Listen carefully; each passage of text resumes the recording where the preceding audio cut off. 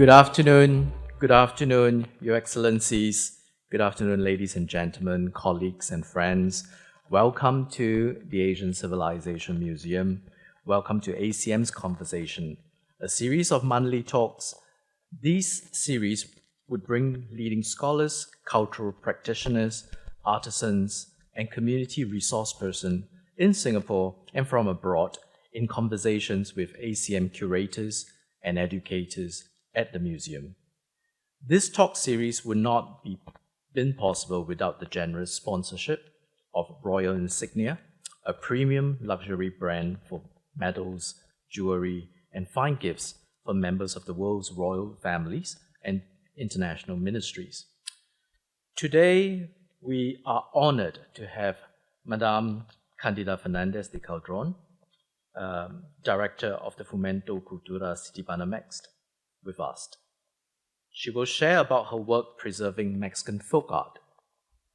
This will be followed by a discussion and then a tea break.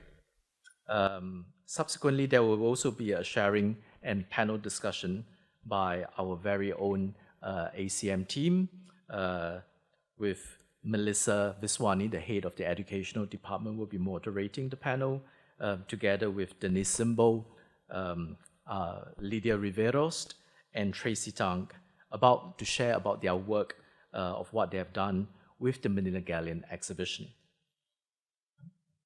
I would not take back too much of everyone's time, and I very much like to welcome a dear friend of the museum, a great supporter when we decided to work on the Manila Galleon exhibition. This was about 5 years ago, and the very first ardent supporter of the museum and of this project is none other than the Mexican ambassador to Singapore, Your Excellency, Ambassador Agustin Garcia Lopez Loaiza. Ambassador, please.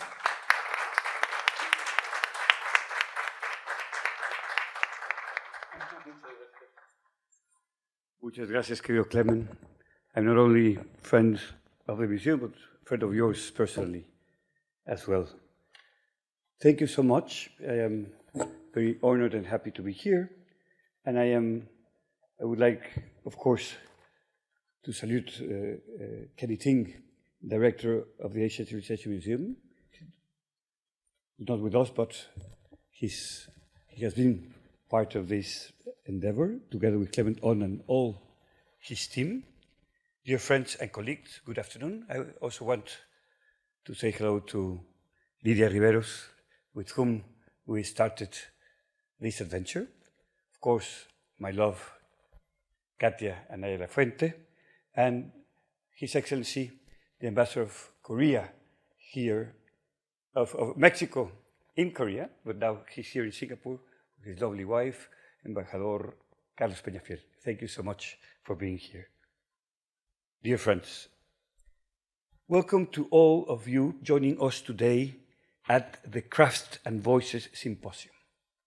It's with immense pleasure that we receive a very special guest from Mexico, a central character in the nation's art and cultural scene for many years, and a key figure to showcase Mexico's rich cultural heritage and artistic expressions through popular art, Mrs. Cándida Fernández de Calderón y su hija Lucía. Throughout her remarkable career, Ms. Fernández de Calderón has played a vital role in enriching Mexico's cultural landscape. As General Director of Fomento Cultural Citibanamex since 1992, she has relentlessly championed Mexican heritage both nationally and internationally. Her influence also extends beyond borders, encompassing major museography projects and prestigious institutions such as the Prado Museum in Madrid and the Metropolitan Museum of Art in New York. Her dedication has garnered her numerous awards, including the 2013 Covarrubias Prize for the Centro de Textiles del Mundo Maya. This project has been an emblematic project for Mexico and showcases exactly what she has been doing all these years for Mexican culture and for indigenous communities. She also received the Grand Cross of the Civil Order of Alfonso X by the Spanish government in 2014.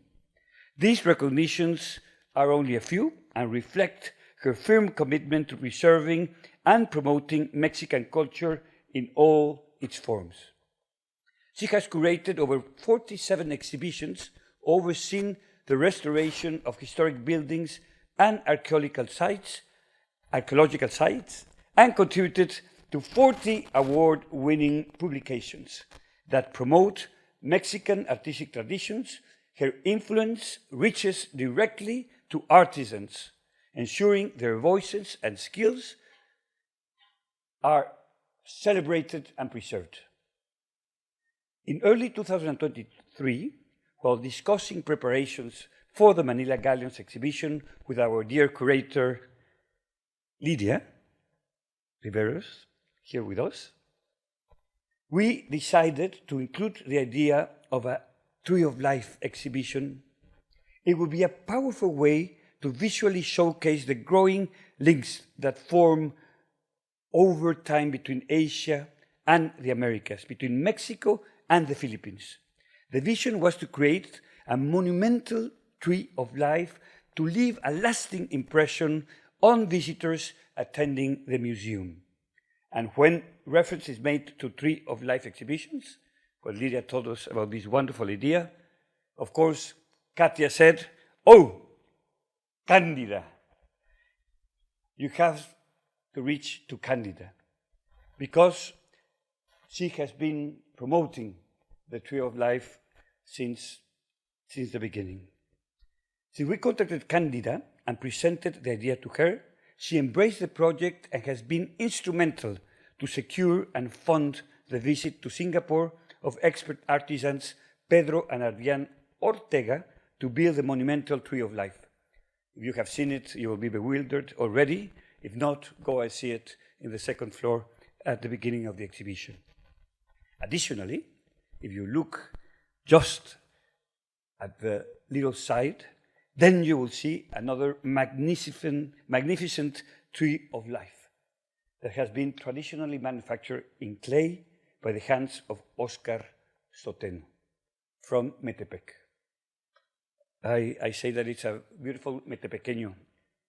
A beautiful metepequeño because está metido y pequeño in this amazing Tree of Life exhibition in this wonderful museum.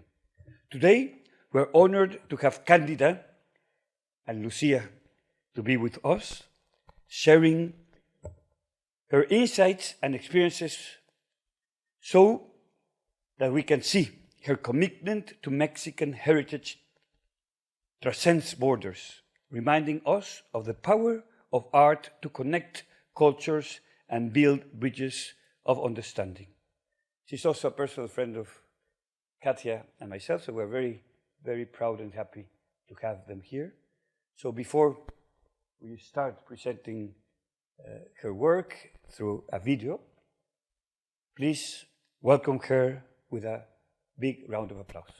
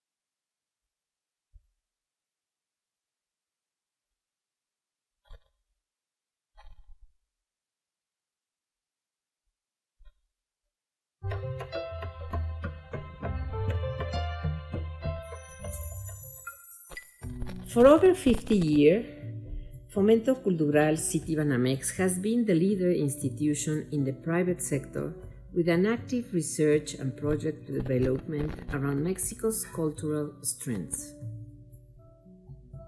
In 1971, with support of Banco Nacional de Mexico, our institution, born as a non-profit organization with the mission of promoting investment in cultural development, as well as promoting, preserving, and spreading Mexican culture. Since the 70s, the lines of action that the institution has carried out consistently since its foundation are the following: national and international exhibitions, publication for Banco Nacional de Mexico, such as Book of the Year, and other titles related with our work in exhibitions, various activities dedicated to academic development too. Starting in 1996, two lines of actions were developed: restoring and conservation of our cultural heritage, and today is focused to those buildings and states damaged by natural disasters, and support program for the folk arts, the great masters of Mexican folk art, grandes maestros del arte popular mexicano. All these action lines are developed and performed under our institutional criteria as follows: genuine interest for cultural development, serious research and quality in every project, making correct decisions based on expert advice, respect for cultural diversity of Mexican culture, and at the same time contribute to the strengthening of the identity, pride, and belonging of our community and the well-being of its residents. Search for partners who endorse what we do and how we do it in our institution and allow it to grow in the economic reach of its operation and in the impact of its results. Work with a commitment to transparency and the most efficient use of the resources and under the regulations of Banco Nacional de Mexico Citibanamex. From a panoramic view of our activities, the objective of holding exhibition is to spread knowledge about arts, design, Mexican architecture, and historical events that our country has experienced throughout its viceroyal and modern history. The quality of our exhibitions is a guarantee since they are developed with support and professional advice from specialists of high academic level and are proposed under three dissemination strategies: national, international, and traveling exhibitions, as well as accompanying them with educational services, parallel cultural programs, and catalogs that contribute to knowledge. The national, temporary, and traveling exhibitions are present mainly in the Citibanamex Cultural Palace, Palacio de Iturbide, the permanent headquarters of Fomento Cultural Citibanamex, and starting in 2010, we began our national tours in the Citibanamex cultural houses, in the cities of Mérida, Durango, and San Miguel Allende, as well as external cultural spaces in different states in Mexico. In the last 3 decades, exhibitions have been present at the Iturbide Palace, distinguished by the originality of their themes, their academic rigor, the edition of their catalogs, and its innovative approach. Some of them are European Travelers in America in 1996, in 1997, Cristóbal de Villalpando, Baroque painter, and Great Masters of Mexican Folk Art, Fomento Cultural Banamex collection in 1998 and 1999, Images of Naturals in the Art of New Spain in 2006, and Painting of the Kingdom's Shared Identities in the Hispanic World in 2010. This exhibition was also present in the Prado Museum and in the Royal Palace in Madrid. The Art of Fashion and Clothing in Mexico in 2016, and Cristóbal de Villalpando, Mexican Baroque painter, A New View in 2017. This exhibit was present with great success at the Metropolitan Museum in New York. The exhibition Painted in Mexico was present between 2018 and 2019 in the Iturbide Palace. the LA Country Museum of Los Angeles, California, and the New York Metropolitan Museum of Art.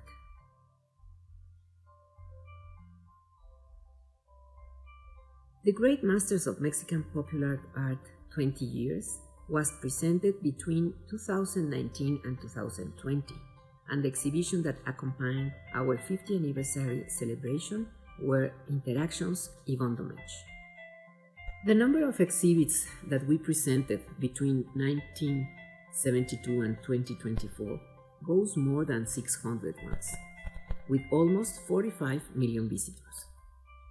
Our projects of international exhibitions have gained relevance in the last 20 years, being presented with prestigious cultural partners and in spaces of renowned importance in the international museum horizon.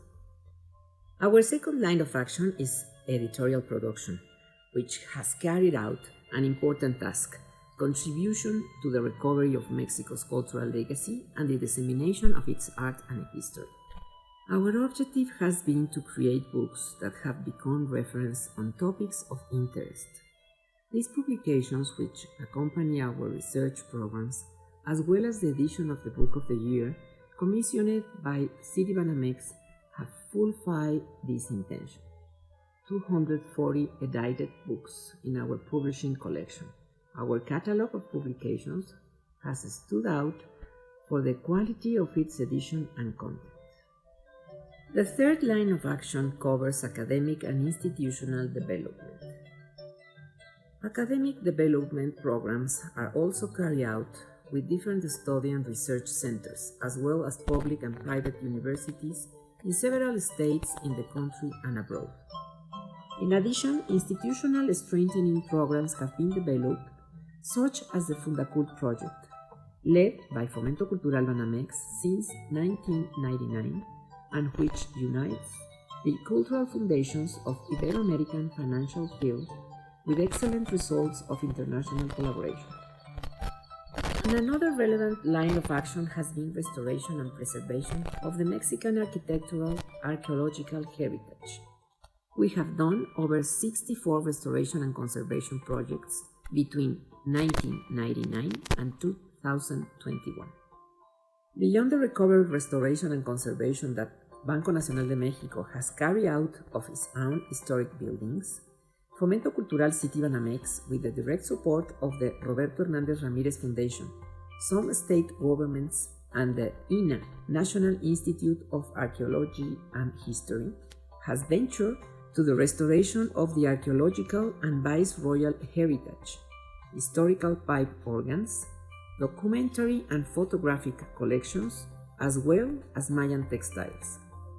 In many of the properties that we have intervened, always adhering to the strictest restoration criteria, it was possible to provide them with a new task and vocation aimed at their conservation and use.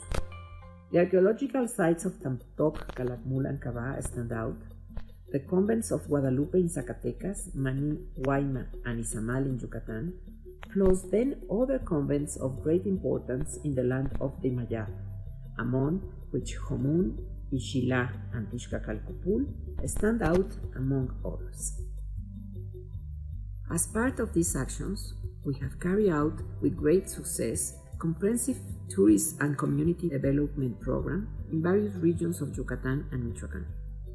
Another very important restoration and reactivation from the first decade of the 21st century is the project of the Textile Center of Mayan World, whose creation was achieved with the joint effort of Fomento Cultural and Fomento Social Citibanamex, the state government of Chiapas, and the National Institute of Archaeology and History, in a joint effort carried out between 2007 and 2012 in the former convent of Santo Domingo de Guzman in San Cristobal de las Casas, Chiapas. Currently, and since 2012, Fomento Cultural Citibanamex and the Association of Textile Center of Mayan World run this living center of the Mayan culture of the Altos de Chiapas and Guatemala on the upper floor of the former convent. At the same time, in Banamex's cultural houses, activities have been carried out on a regular basis and under a program in all our lines of action inside and outside their walls.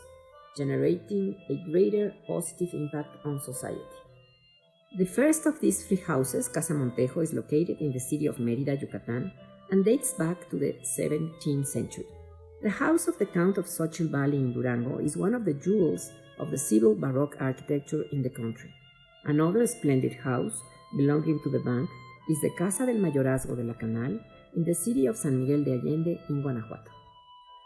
The Citibanamex cultural houses are a whole project that has offered to its visiting public temporary exhibits rooms, cyber and video rooms, as well as educational programs, guided tours, and more than 100 annual activities. Our folk art supporting program is started in 1996. Today, it's a milestone considered a national and international reference about Mexican folk art.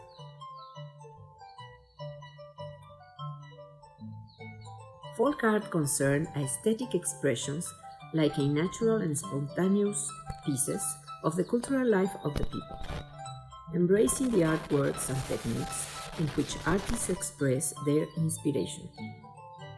Behind the financial crisis that Mexico suffered in 1995, Banco Nacional de México, together with our institution, considered a pertinent cultural program that would offer a stronger social content.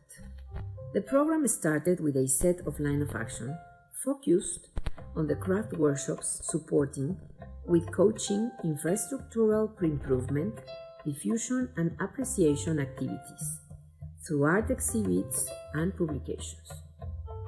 We also have a commercial support area, all together in a comprehensive model for supporting the folk art. Our program serves with the target to improve the great masters' work conditions and develop their artistic, technique and business skills, strengthening them like representatives of the best traditions in their communities, reaching a better life quality and a personal and community welfare. No pensé si iba yo a llegar a ser una grande maestra de estos diseños que aprendí a hacer, porque yo no pensé si algún día iban a tomar en cuenta el trabajo que yo estoy haciendo. We are aware that the cultural industries, especially folk art, are filled with creativity, tradition, and innovation, as well as excellence. It is also a cultural environment full of dynamism, and that it's a vehicle for the economic and human development of its creators, contributing to reach the best quality of life of these exceptional people of Iberian America in general and in Mexico in particular is worth it. In all this variety and magnitude, folk art creations constitute the most authentic representation of cultural values of each country, arising from the complexity of their proper social being. Mexican folk art is abundant, plenty, and diverse, represent different times, places, and manners to see and value the world. All the great masters are a live testimony of the folk art. When one looks at a folk art piece, when it surprises for its beauty, quality, and strength, so one is in front of the creation of a great master. The great master are who constitute the central core of all creation in the Mexican folk art. The creativity that the great masters are able to transmit is clear. Their works outstand because they set themselves up as impellers and guardians of their community's traditional arts. They preserve and transmit the ancestral techniques and they enrich them. Men and women in the folk art great master range are proud of what they have made in their lives. That's why they are so very clear and generous. They are natural leaders in their communities, and we are sure that with more strategic and planning tools, they can develop and improve their techniques and commercial capabilities. This program intends to provide the first complete vision of the Mexican folk art by means of a representative selection of great masters. The selection have tried to be objective. It's very important to begin this selection of the great masters with a strong list of different craft specialties and its technical variations in such a way that we could obtain a wide perspective about the diverse craft works that yet exist today. From this point, we could identify the great masters of each specialty. At the same time, we do efforts to maintain a balance between these specialties and its result pieces. There are utilitarian, ceremonial, and ornamental pieces within folk art world. The stunning display is clear. Beyond the amount of pieces, focuses primarily on the works and their authors. First, by its raw material, then by a specialty, and sometimes by its use. Variety is spectacular. Clay, vegetable fibers, wood, metals, textiles, leather, paper, stone, and many more, like wax, amber, feathers, dried gourds. Great masters are the actors in the program. Many of them are indigenous, some others mestizos, and other Creoles. All of them create their work with the strengths arise from their culture and identity, from the marvelous, diverse, and inclusive country that we are. Great masters are examples of richness of all the folk art traditions that they display. They are living proof of the best Mexico for the world, and this acknowledgement represents an inspiration to their sensibility, talent, and skill. The structure of the program has been 3 phases. In the first phase, after a nationwide investigation, 150 artisans from the most representative craft areas were selected and were named Great Masters of Folk Art. The main criteria considered to create the Great Masters list are as follows: the beauty of their work, high quality technique, excellent manufacture, and best use of the traditional raw materials, the recognition of the great masters in their communities, an outstanding record of their folk art work, and in equal conditions, the artisan's age. The second phase were direct support to the great masters through 3 lines of action.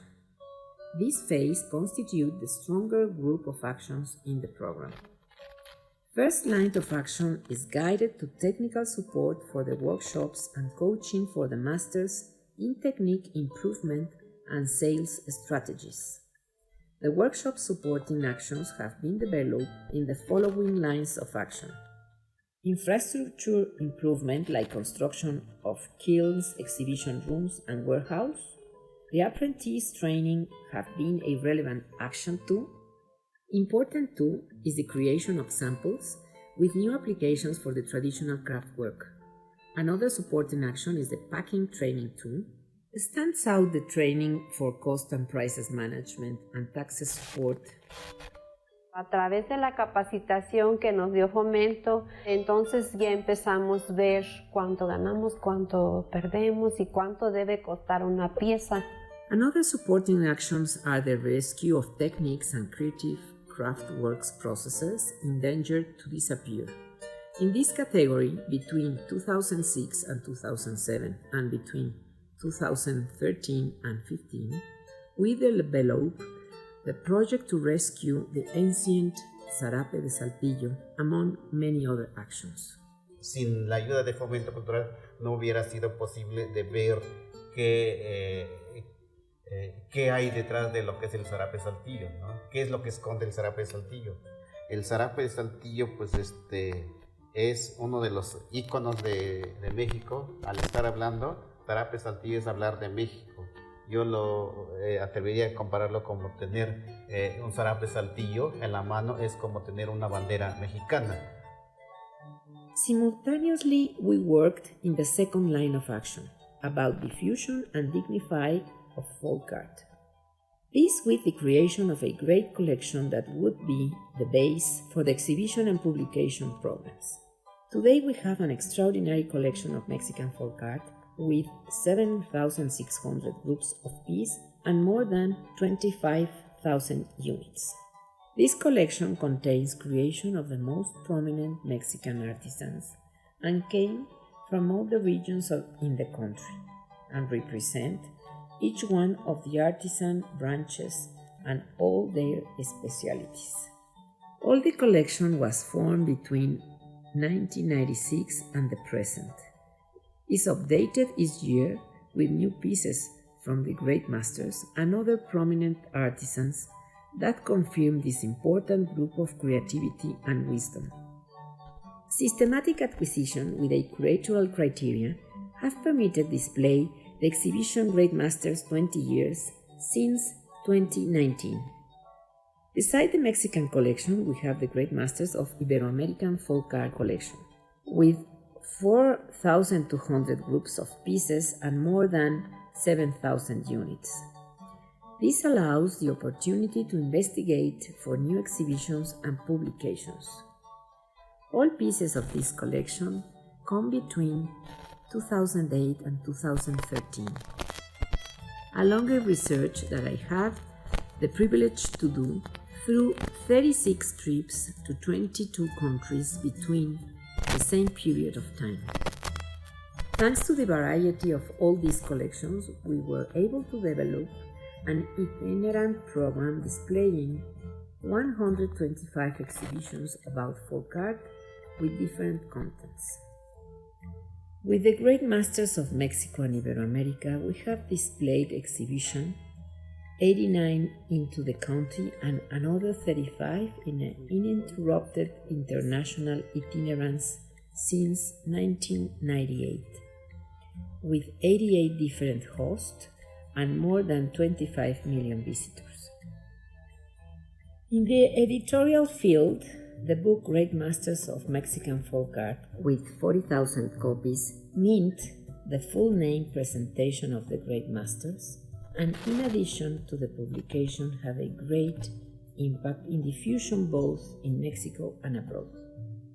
We proudly present in 2019 the new book Great Masters of Mexican Folk Art 20 Years, containing 280 Great Masters with photos and biography, with other 285 Great Masters mentioned, with a complete directory of 600 masters with accessible information about all of them.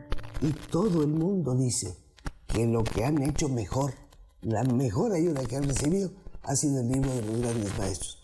Todos tienen su libro y la gente va a buscarlos a través del libro. Llegan a los pueblos, venimos a buscar a fulanito de tal que hace estas cosas. We have another important investigations with publication about folk art traditions, folk art and crafts of Yucatan, Great Masters of Oaxacan folk art, Mayan textile art, and the standing out Great Masters of Ibero-American folk art, with 3 volumes with 510 magnificent artisans from this area. These books offer a complete display of the work and creative skills of our Ibero-American folk artists. En los siguientes meses, después de la publicación, estuvieron llegando personas con el libro bajo el brazo, que venían y querían conocer mi trabajo promocionado a través del libro. In this third line of action, we have developed actions for ensure a better commercial strategy for the Great Masters. From participation in international fairs to the conquest promotions. On this field, we participate since 20 years ago with the 50% of the prize pool for the 3 most important folk art contests in Mexico, with a target of more than 800 beneficiaries per year. Also, we offer assistance for standing stores and virtual sales points for the Great Masters. Between 2014 and 2018, we have carried out national and international meetings and encounters with the Great Masters and some experts in different themes of interest close to folk art. In these meetings, knowledge is shared and the perspective of the global artisan sector expands and enriches. In this commercial phase, many artisans have been trained in packing and display techniques for a good marketing image. We have trained the great masters for access personally to national and international sales points. We have also created exhibition and sales rooms into their workshops, supporting commercial promotion and increasing their sales. On 2012, we established an alliance with the Friends of the Great Masters of Folk Art. Since then, they have accompanied many of our commercial activities. We have with them an e-commerce line for the Great Masters. At least since the beginning of our program for Mexico and Iberoamerica, we have achieved more than 7,000 supporting actions for more than 1,600 Great Masters, together with 50 groups of indigenous artisan women. In the phase 3, we evaluate all the outcomes. We have an indicators program to evaluate the results for the phases 1 and 2, promoting those workshops with more potential for the formalization inside the taxes systems. For Fomento Cultural Citibanamex is so important to embrace the entire country with direct support actions. To accomplish this goal, in 2015, we developed a new line of action that allows impact more artisans both in Mexico and Iberoamerica. This with a combo of clear, precise, and organized action, who can become a reference of public policies. To get this, an agenda was proposed to the Ibero-American General Secretariat with those needs of folk art and its great masters, with outstanding points detected throughout our work of more than 25 years. If these points are systematically established as public policies, it will give the sector a strong position. This agenda is a certification, development, and protection program for the great masters and their specialties. It has been reviewed and approved by the proper artisans and other specialists in the folk art. The proposal offers, in first instance, a common classification, a precise census of artisans, and a visual video record of their techniques. Then, systematized training, the creation of cultural managers and promoters, experts in folk art, health and retirement issues, as well as payment of taxes in kind and tax benefits. Reduce or eliminate commercial taxes between countries in the region, and take a strong care of raw materials. Better diffusion in cyber and print media. We are working in the quality certification from authors and commercial spaces. Very important is the development for defense of intellectual property and collective trademarks. A joint work with designer collectives with the purpose of balancing the recognition of designers and artisans at the same level. Tourist promotion of artisan roots is fundamental, and the stimulations of sales at stores and by line. In a social context, we have the conviction of the importance of involving ourselves in the task of contributing, even with a minimal part, for the fair assessment of folk art, so that it is preserved and it can continue to be a cultural and economic resource for each country and their people. As a result of our program actions, today we have many success stories. Successes share and celebrate with our great masters. On this long way, there have been many challenges faced, and we overcome them together with all of them. We have been working for more than 30 years in a non-stop way, and today we have a best valued community of folk artists with a better position in the national and global market. Today we have strong workshops in their infrastructure and operation and better ways for marketing and diffusion. We reach the art level for their pieces. We have motivated great enthusiasm in young professionals, especially in the field of design, where folk art pieces have proliferated in a lot of new design stores. We are very proud that our book, Great Masters of Mexican Folk Art, has become the most important guide to Mexican folk art. Today, it's an indispensable tool for experts and beginners on the subject. As a result of these actions, we are able to present some outstanding examples of the positive impact of our program. This is a brief approach to profile of 4 great masters families who have responded, like others, to our support with a great social and economic growth in recent years. These are just some of our success stories. The first of them is Oscar Soteno, whose 2 sons, both of them with college education, are already active in their father's workshop full-time.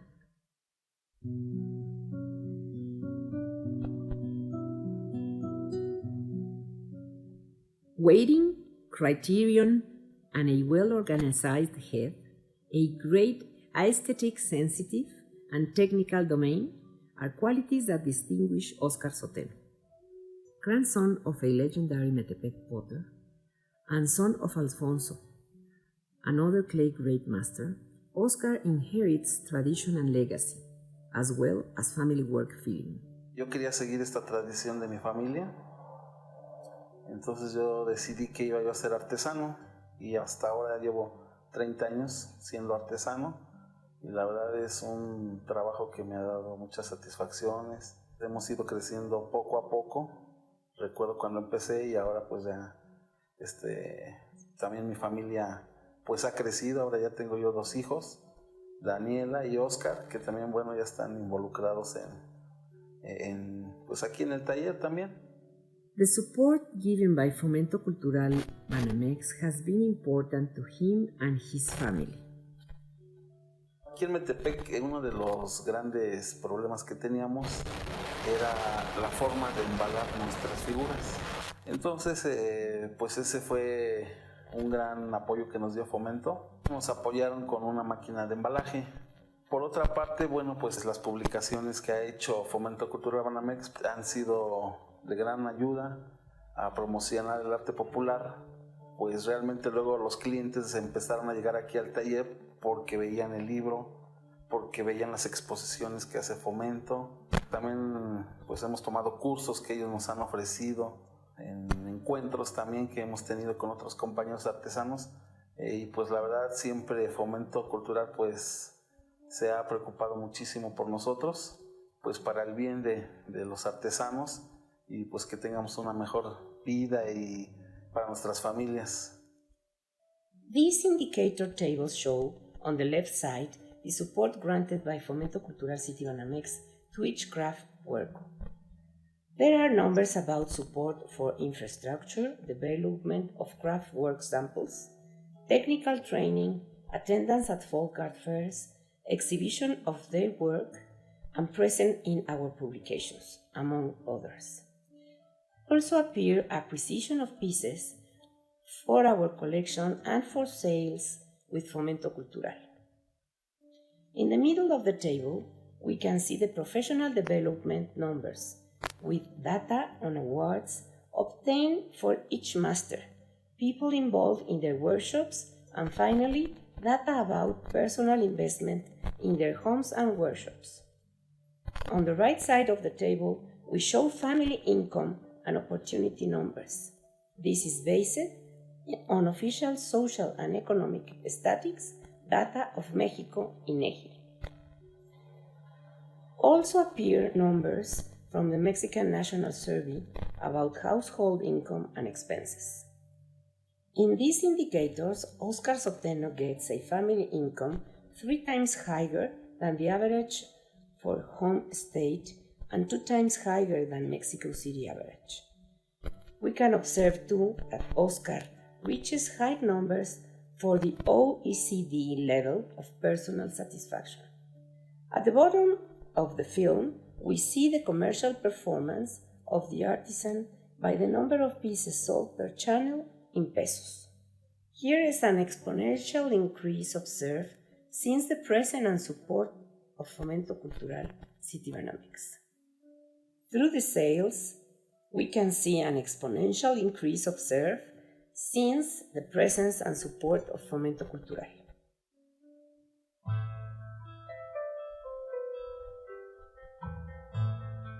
From Juana Gomez, talent and generosity towards her community are her main badges. Heiress to an important pottery tradition coming from her uncle, the great masters Alberto Bautista Gomez. Juana has consolidated an efficient work organization within her family workshop, constituted by her children and sisters, who she has worked with since she was a child and was directed and encouraged by her mother. Yo cuando tenía 12 años empecé a cambiar el trabajo, empecé a tomar el libro de la escuela, que había unos dibujos de animalitos, de gatos. Y así yo empecé a copiarlo, empecé a dibujar mis piezas. Estaba yo vendiendo en la orilla de la carretera y después cuando nosotros tuvimos un poquito de clientes, nosotros fuimos a vender en San Cristóbal de las Casas. Hasta que un día Fomento llegó a conocer, entonces allí nos hizo un pedido de 12 piezas hasta de 50 piezas, un jaguarcito chico. Después de este pedido volvió otra vez y me hicieron más pedidos, como de 100 piezas. Y así nos mandaron el fotógrafo y así lo sacaron el libro de los grandes maestros. After 22 years old career, and thanks to the support, promotion, and commercialization of her work, today the demand of her pieces has grown so much that in her workshops host over 15 family members. Their annual family income corresponds to 3 times the average Amatenango del Valle family income. Queremos unirlo más para que nosotros tengamos más gente, apoyar más comunidad, apoyar toda la gente que están aquí, como aquí en Amatenango del Valle, y para que la gente del país, de fuera del país, que vengan a conocer nuestro taller, para que así la gente del pueblo puedan sobrevivir con sus artes, con sus propios trabajos de sus propias manos, que puedan sobrevivir con su familia de nuestra artesanía de barro. Viene más gente y me estaba diciendo que sí, el libro me está haciendo más famosa cada vez más y la gente llega y llega. Hay muchos clientes que tenemos ahorita gracias a Fomento Cultural que dio un logro para nosotros. According to the specific OECD indicator, the high level of happiness personally recorded and shared with Juana's workshop stands out. Their family income is 3 times higher than the average of the state of Chiapas and is also higher than the average for Mexico City. In the numbers on Juana sales, the large amount of sales for Fomento Cultural have been very important.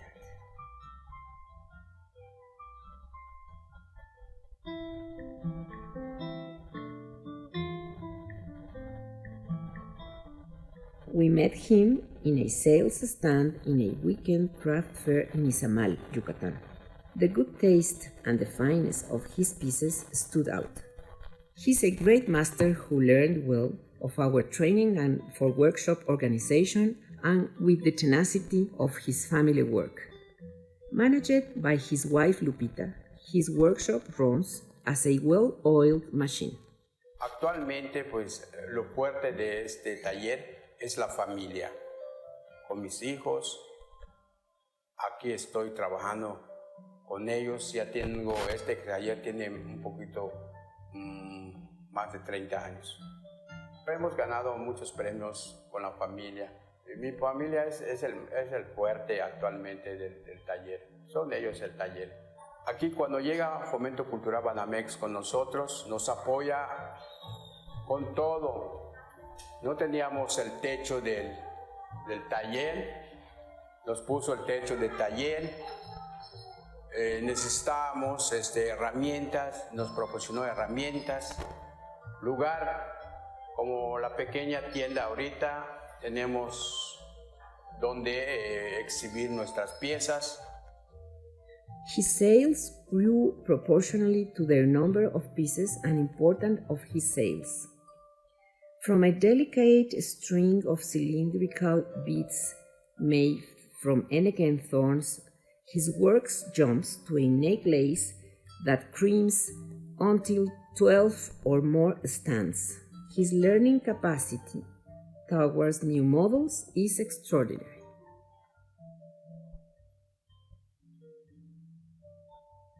Fomento Cultural Banamex nos ha dado la mano y nos han dado cursos de capacitación, que nos han mandado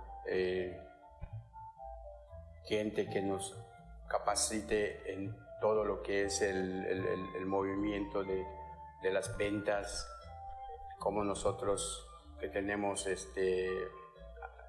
estamos en Hacienda, cómo podemos trabajar, cómo podemos hacer los logros, cuando se hace venta, qué debemos hacer, cómo lo vamos a realizar. En el año del 2018 nos hacen una invitación para estar en la Ciudad de México, juntamente con mis amigos de otros lugares, artesanos. Nos invitaron para hacer una conferencia en este lugar, en la Ciudad de México. Me dio mucho gusto porque realmente yo conocí y supe de muchas cosas que realmente en mi vida jamás lo había ni soñado. Estuvimos una semana y estuvimos de maravilla de escuchar a mis compañeros artesanos, grandes maestros en el arte de Iberoamérica. Cuando nos encontramos ya totalmente con Fundación Banamex, ya es otro despertar. Y entonces ya empieza lo que es el ingreso muy diferente. Nos sentimos muy orgullosos de estar dentro de lo que es Banamex. From Esteban Navan stands out the best in fractures condition for his home and workshop. His sales average has increased in a very strong way since receiving support from Fomento Cultural. Currently, the daily sales of Esteban Navan's jewelry are equivalent to 6 months' sales for him in 2003.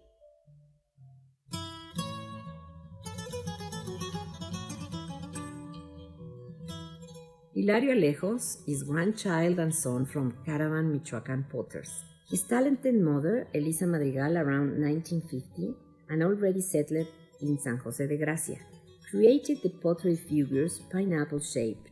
Later, worked by her son Hilario, who gave them his own personal style by making several versions always with that perfect finish and the great quality that characterizes him. Como artesano que soy, tengo esa capacidad de diseñar, de formar piezas nuevas y desde luego haciendo piezas para los concursos. Hubo una ocasión que elaboramos una pieza muy diferente, una pieza de concurso. Con esa pieza participé en la ciudad de Uruapan para allá el tradicional evento que se hace el Domingo de Ramos. Entonces allí Fomento Cultural Banamex me reconoció como uno de los mejores artesanos. Beauty, balance, and quality combined in the many shapes that he works are his mark, and that today form part from Mexican Imaginary. Gracias nuevamente a Fomento Cultural Banamex por poner mi pieza en la portada del libro, el cual me ha ayudado bastante. He conocido a mucha gente a través del libro y personas que me vienen a conocer directamente aquí a mi pequeño taller antes de conocer a Fomento Cultural. Mi trabajo era de vender mis piezas a una población que se llama Sinsunsan. Allí es donde yo pienso que daba muy bajo costo mis piezas. Y entonces cuando me empezó a comprar las piezas Fomento Cultural Banamex, que me pagan las piezas a un costo razonable, justo. Y a partir de allí, mi situación económica cambió. Ahorita estamos más estables, más tranquilos. Fomento Cultural Citibanamex me ha ayudado bastante. E inclusive invitándome a eventos, por ejemplo, para participar en la Feria Internacional en los Estados Unidos, que es en Santa Fe, Nuevo México. Gracias a esa invitación, ahora puedo yo participar, y ya participando como individual, se podría decir, por mi propia cuenta. Invitar a todos los compañeros artesanos que continúen y siempre vayan mejorando la calidad de su trabajo, porque en forma particular creo que eso es muy importante, de manejar siempre la calidad. The numbers of Grandmaster Hilario Alejos show a strong increase in sales and significant economic growth.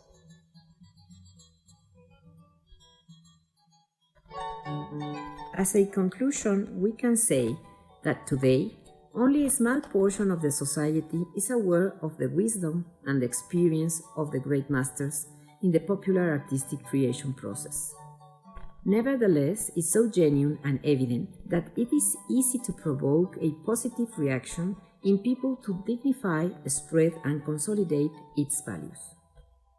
It's important that institutions who have their eyes fixed on this side of art join unite intention, not only to know and defend the great master's work, also inviting and promoting the use of popular art in the daily life of our society. At the same time, contribute to the strengthening of traditions and festivals, allowing them to remain alive, as well as the carnivals and festivals of patrons and horsemen. The goals of our programs and our allies consist in a study carried out jointly and in agreement with the great masters.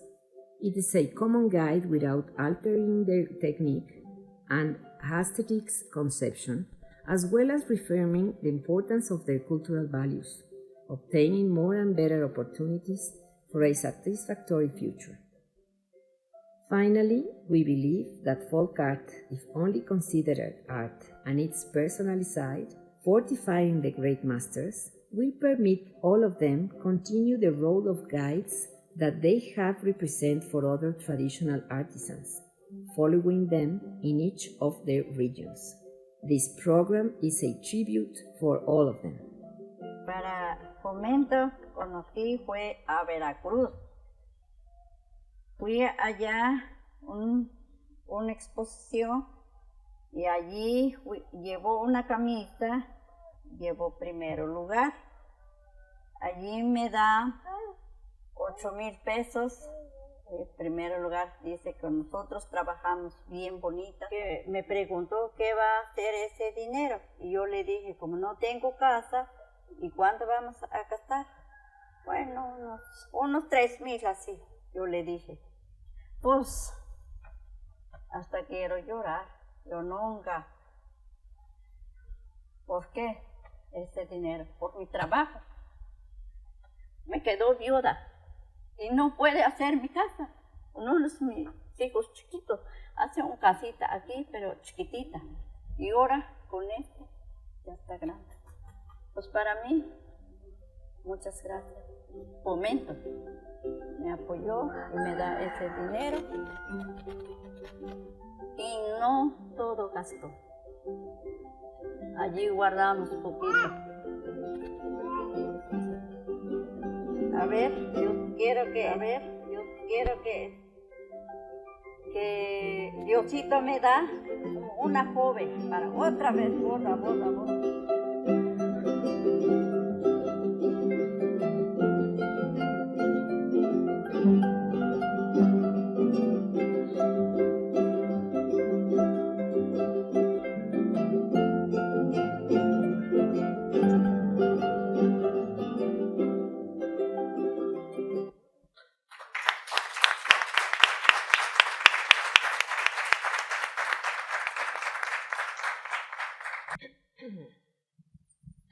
Well, first, I would like to say thank you. Thanks a lot for the invitation to being here and work with a little part of this beautiful project of the Manila Galleon and all the things that we have in common around the world who moves the galleon through Asia to America and then to Europe too, in some way. Thank you to Clement Ong. Thank you to the Museum of the Asian Civilisations Museum. And thank you for all the authorities in Singapore who are behind all these marvelous cultural institutions. Thank you for all, and thank you to you to hear me and to be here this afternoon. Thank you very much. And a a special thank you to the Mexican ambassador, Agustin Lopez Garcia, and his wife, Katia, and all the team of the embassy and all the team of the Asian Civilization Museums for the professionalism and kindness that you have with us. Thank you very much. And well, I think Clement has some questions here, and we are going to talk a little bit about the Mexican folk art and this program who helped a little bit, like you saw, to grow and to dignify the position of the folk art as artists that we have, and that we express the importance of the folk art in the daily life of every one of us, and we want to promote it, to use and wear and cook and a lot of things with folk art, not only from Mexican art, from Singapore and Southeast Asia folk art too, in our daily lives. Thank you. Thank you. Thank you, Cándida. Really, on behalf of the museum, you thank us first. I should be the one thanking you, for making the way from Mexico to Singapore. On behalf of the museum, really thank you. When we discussed the project with you, you without a doubt, you really lent us your full support. Thank you again for the loans from Fomento Cultural Citibanamex to the exhibition. Thank you also for supporting both Maestro Pedro Ortega and his son Adriano Ortega to come to help us, materialize, install the Tree of Life, together with Lidia Riveros and the volunteers communities. Thank you also for the generosity of the very special commission. We see Maestro Oscar Sotelo, and now I see his younger video of him in the documentary. So it's really nice to see some of these people that by name, by a photo, coming alive and presenting their works here in this exhibition. And I really cannot thank you more than enough for it. But could you share with us a little? I know some parts of the video mentioned a little bit about it, but maybe take us back a little bit to tell us how it all begins for you. Why create the Fomento Cultural Citibanamex? Why folk art? Why popular art? What's the beginning of it? Yes, well, in 1992, I have the privilege to be invited to be the head of Fomento Cultural Banamex then, and soonly Banamex again, only, through Roberto Hernandez, who was one of the owners of the bank in a new period of privatization that we have in Mexico in that years.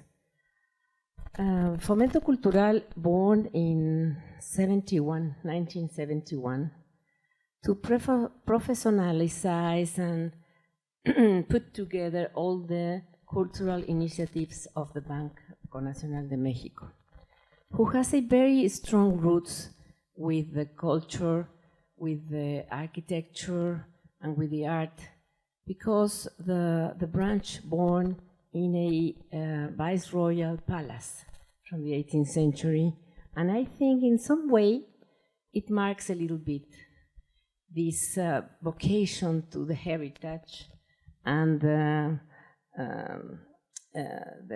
most stronger things of our Mexican culture. Fomento Cultural in that days preceded me in the direction of the foundation Don Fernando Gamboa for 10 years.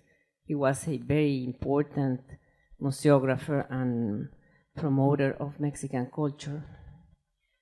And Fomento was very well known for the exhibits in that moment.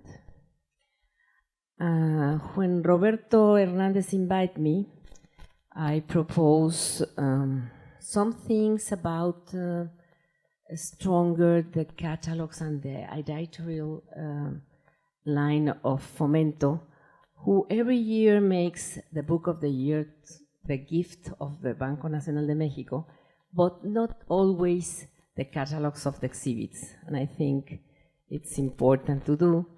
I propose to study the financial history of the bank through a wonderful archive that have Banco Nacional de Mexico, and they don't study a lot enough, I think.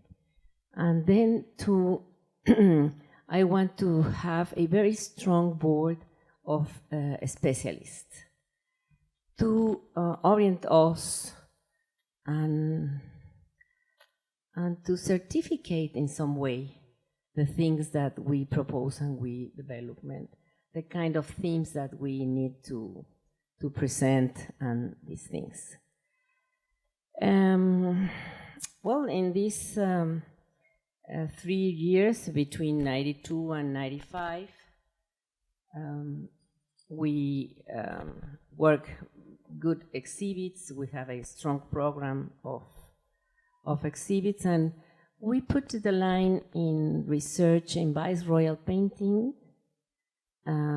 architecture, and Mexican history in that moment.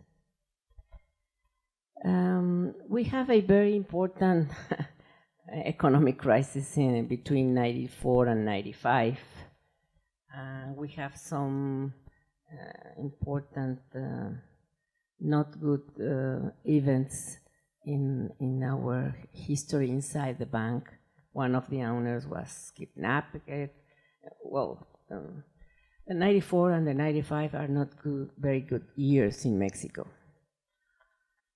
And Alfredo Harp decided, found and with a very strong way, Fomento Cultural to attend the other problems of the country that the cultural area couldn't attend and couldn't affront.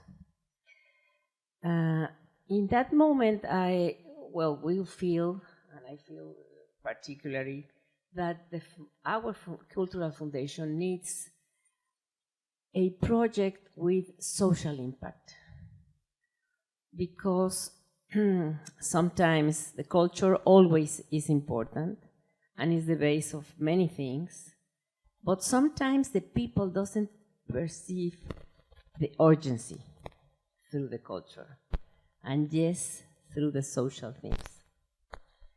And in that way, I propose the project to support the folk art, because the folk art in Mexico is really very, very rich, variety, and alive, like you see, but not always very well qualified, not properly.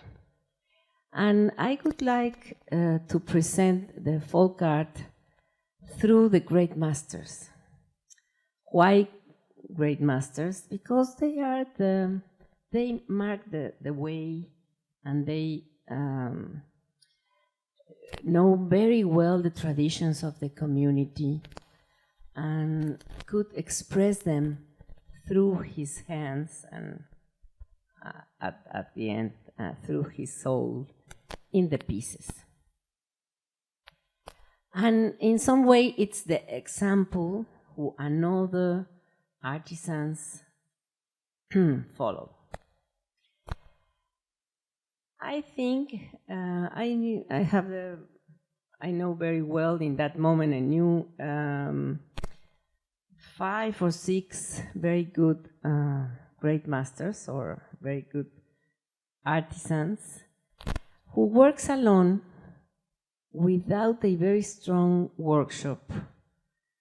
I know 3 or 4 with a strong workshop, but in this case, these 5 or 6 could be the last part of the chain of that specialty. And I think they need to improve and to get a better life and stronger the workshops and have pupils and have aprendices that we saw in Spanish, that if they don't have enough family to involve in the folk art. Because at least the family, I think it's the best way to work in the workshops of folk art, but it's not the only one. I propose a very practice and with direct to the action without a lot of theory to help them and to get soon results, good results, because in the financial world, if you don't have results, you don't go to very straight to the Absolutely. front. And I explained to Roberto the project he loves from the very beginning and gave us all the support, like Alfredo Harpto. In my board of specialists, it was Tonatiuh Gutierrez. Tonatiuh, it's a very polyphacetic intellectual who crossed the Canal de la Mancha swimming. It was very athletic, but at the same time won the economic prize of Banamex when he was young. It was a gorgeous economic too, but he loves the folk art too. And I explained the project that I want to have 3 braces or 3 phases. The support directly to the workshops, to do something to the creation of the folk artist, facilitate it, and get better results. The other one, it's dignify and promote through exhibits and books. And the third one, supporting the commercial development of the artisans. What I need, I could study the specialties, but that's not in that moment. I'm historian and I'm in the 18th century works. I work a lot of years, but in that moment I'm not very well prepared to choose all these specialties. And Tonatiuh, I asked him, Tonatiuh, I need someone to take my hand and go to study the best specialties and choose the best 100. In that moment, we can reach 150 because we gave a gift, economic gift, and we have, and the book and everything have a stop. And Tonatiuh in that moment said me, I have the lady. you could see this lady in the video. It was Teresa Pomar, one of the greatest promoter of the folk art in Mexico, and who knows everything. It was a privilege work with Teresa for many, many years. He passed away in 2009, but she accompanied me 10 years. I miss her because sometimes I thought, Teresa, what are you doing in this case? But well, with Tere Pomar, we, at the middle of 95, we start mapping the country. And with Teresa, we put on the map all the specialties in each state of the country. We balance the number of the specialties, the number of the different techniques inside one of the specialties. And all and the criteria was the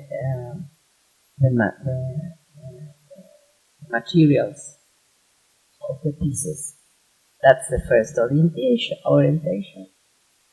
And then we have the clay, wood,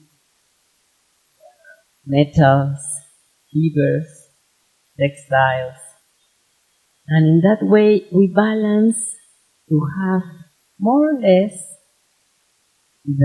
all the specialties, but with equity. That's not exactly the same number for every state, because Michoacán, Oaxaca has a gorgeous richness, and maybe in the north you have very beautiful things, but not too many.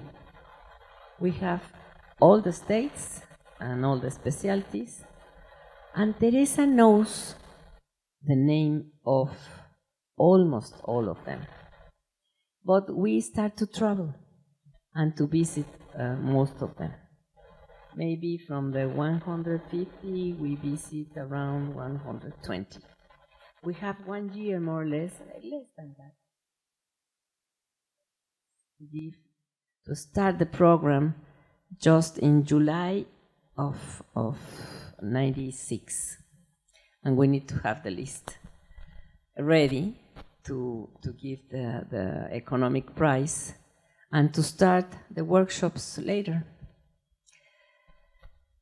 In that moment, we start to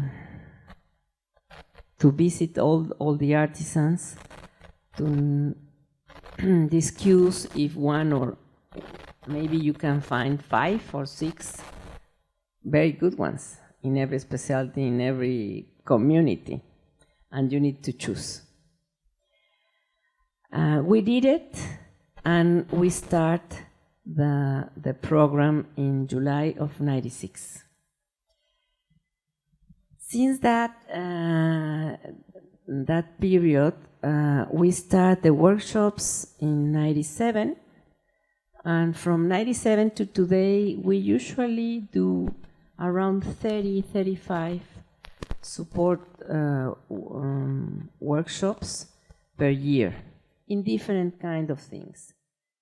Sometimes infrastructure with better ovens, not modern ones or different, but better ones, maybe cover to have better results, or storage areas, or show areas, a little bathroom for the tourist, and the towns who has possibilities to receive tourists, we try to put better provide the better facilities. The facilities for the tourists, a bathroom or something like this for the visitors.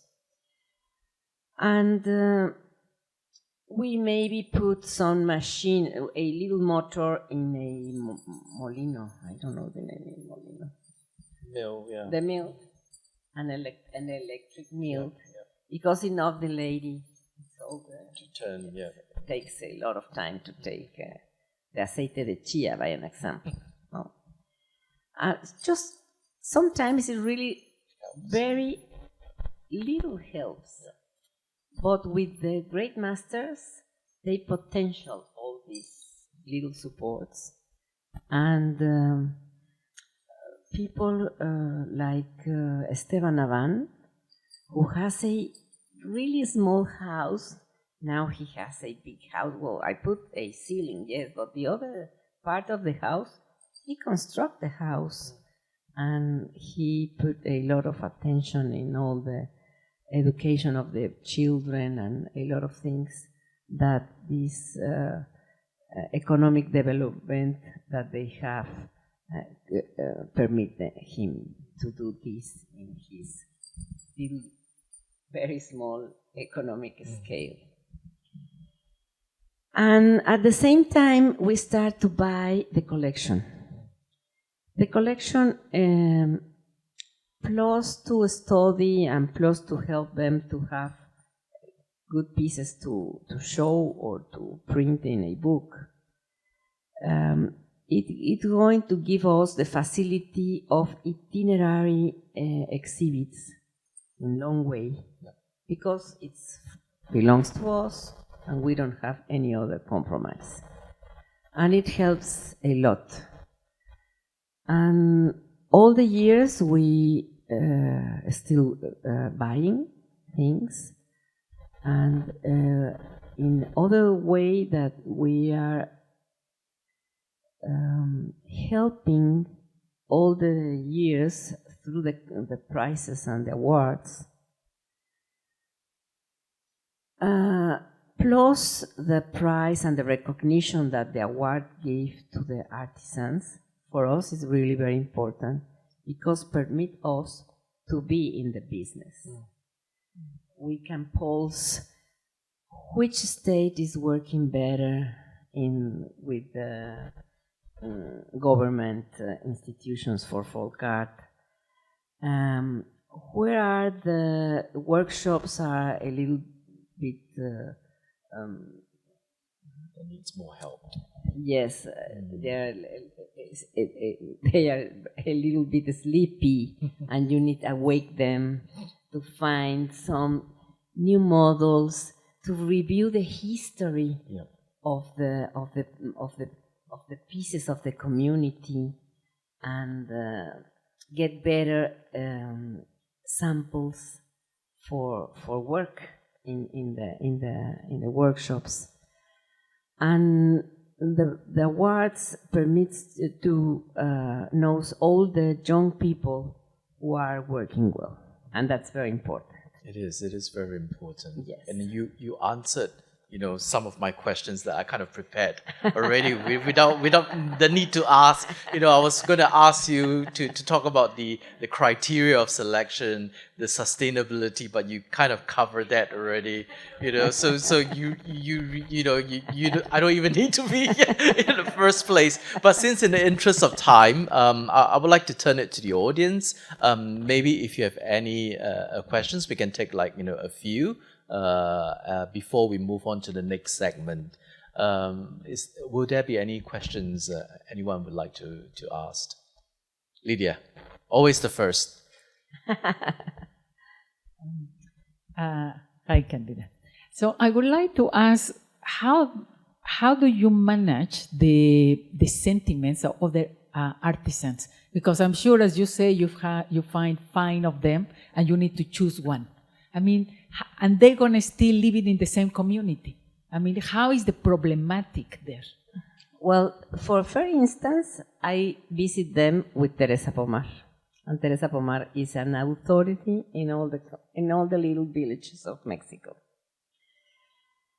And we try to put something for the community too. If I help someone with a packing machine because it's the more needed of the clay communities. That's very important for them. Maybe we put another one for the community. Or the electric miles, or these kind of things that we can do that. Or we buy to the other ones the pieces for the collection and for the exhibit too. We just not have pieces of these, well, now 285 great masters. We have around maybe, well, with Iberoamerica, more than 1,000. But it's important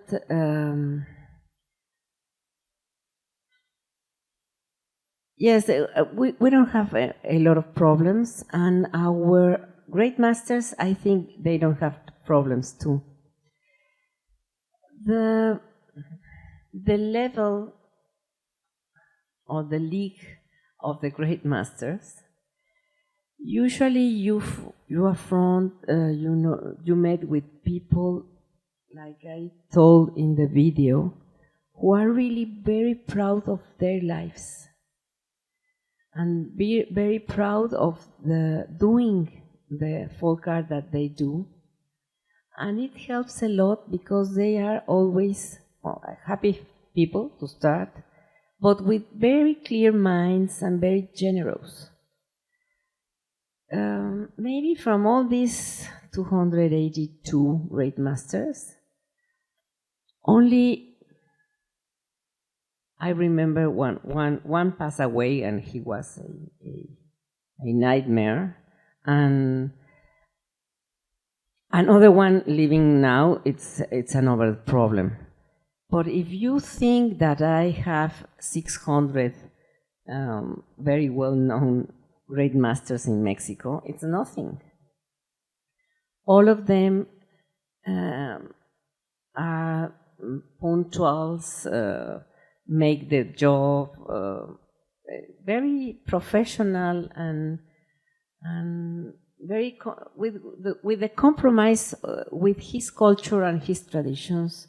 I'm happy with that. Thank you. There's another question.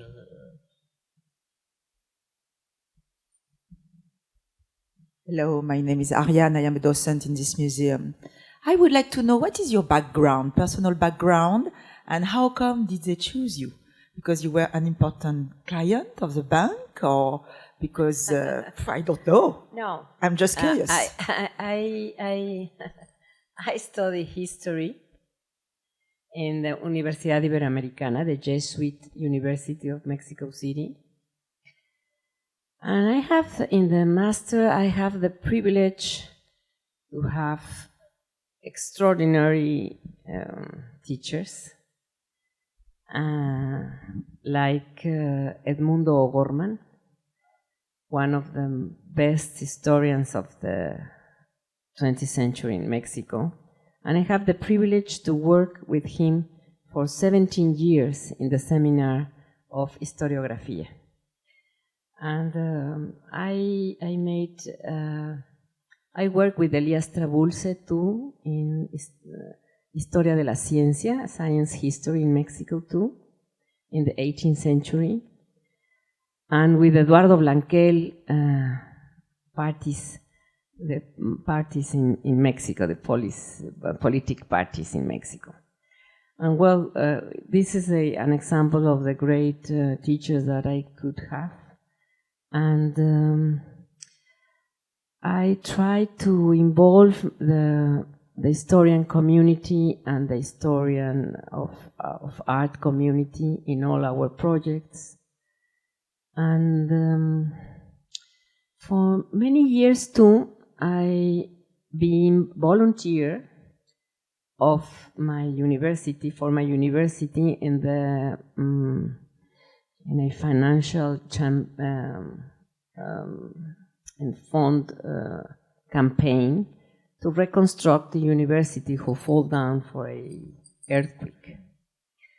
And then there, I met Roberto Hernandez, and we will be friends. And Roberto, when bought the bank, invited me to be in charge of Fomento Cultural in that case. But I'm historian, and before my specialization in folk art, the 18th century in Mexico, it was my most important work. Can I take one last question?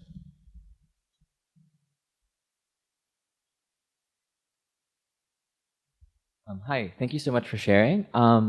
I was very lucky to have been able to see the Cristobal de Villalpando and the Painted in Mexico exhibition in New York. So that was, I think the Fomento does really important and interesting work. I want to ask about demand. We've talked about, you've shared about artisans and the importance of their supporting their heritage businesses. But I wonder about domestic demand in Mexico. Can you talk a bit about people appreciate the craft, but do you think that there is demand, or they prefer going to IKEA? You know, because we're talking about the commercial viability of these businesses too, right? I think that our work have good results in that. In 95, 96, maybe are not a lot of institutions with the eyes on the folk art. But with the years, in Mexico and Iberoamerica, start to appear books of great masters from Peru, from Chile, from Colombia. And it was very important because we have a community in the private cultural foundations for that. Because in this case, all these efforts, editorial efforts, was for private initiatives. And I think today in Mexico we appreciate more the folk art. We have a national folk art museum since 2007, more or less. And we split, we don't have a museum, but we split parts of the collection in different permanent venues now, and we are working on that, giving some pieces in comodato or in gifts to extend all this interest. And since 15 years ago, some universities start to grow a department in textiles design, start to feel this richness of the Mexican textiles and growing the interest. And today I think that careers of design, industrial design and textiles and other things are really interesting with the young people are involved and work with artisans. I think we need to take care of these collaborations because all my project is in base of the folk art is art, and the pieces of the great masters are pieces of art.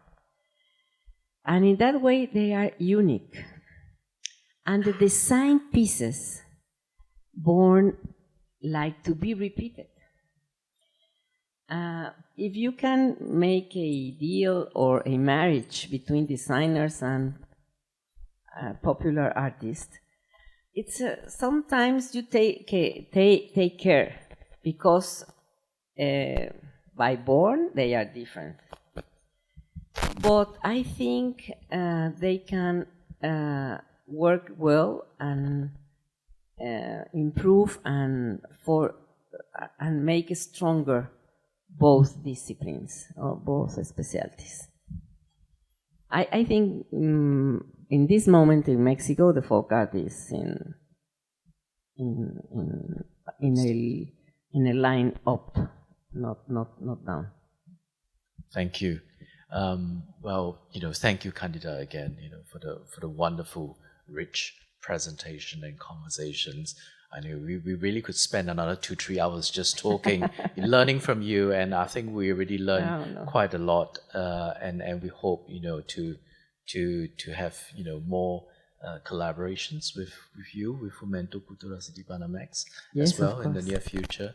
But meanwhile, would you all join me to really thank you, Candida? Thank you for being here. Thank you very much.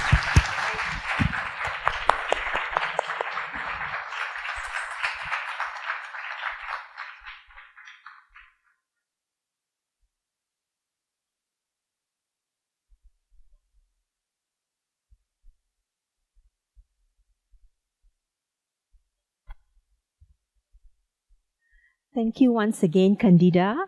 I feel like I've been to Mexico and come back in this hour, but it's really been very, very interesting for us in Singapore to know more about the folk artist, and also to have a little bit, just a small percentage of it, kind of being displayed at ACM. I think it's really very enriching for us. And thank you very much for staying with us. We've come to the second part of today's symposium, where we're going to have 3 lovely ladies who will be sharing about the work that they have done in conjunction with the Manila Galleon exhibition. And thereafter, we'll have a brief panel discussion. So without further ado, I would like to invite Denisonde Simbol on stage. Denise is Senior Manager at ACM, and she supports research needs of the museum and coordinates research programs. And she has been very much involved in bringing the Filipino community to ACM, getting them to kind of be involved in the Manila Galleon exhibition. So, Denise, please.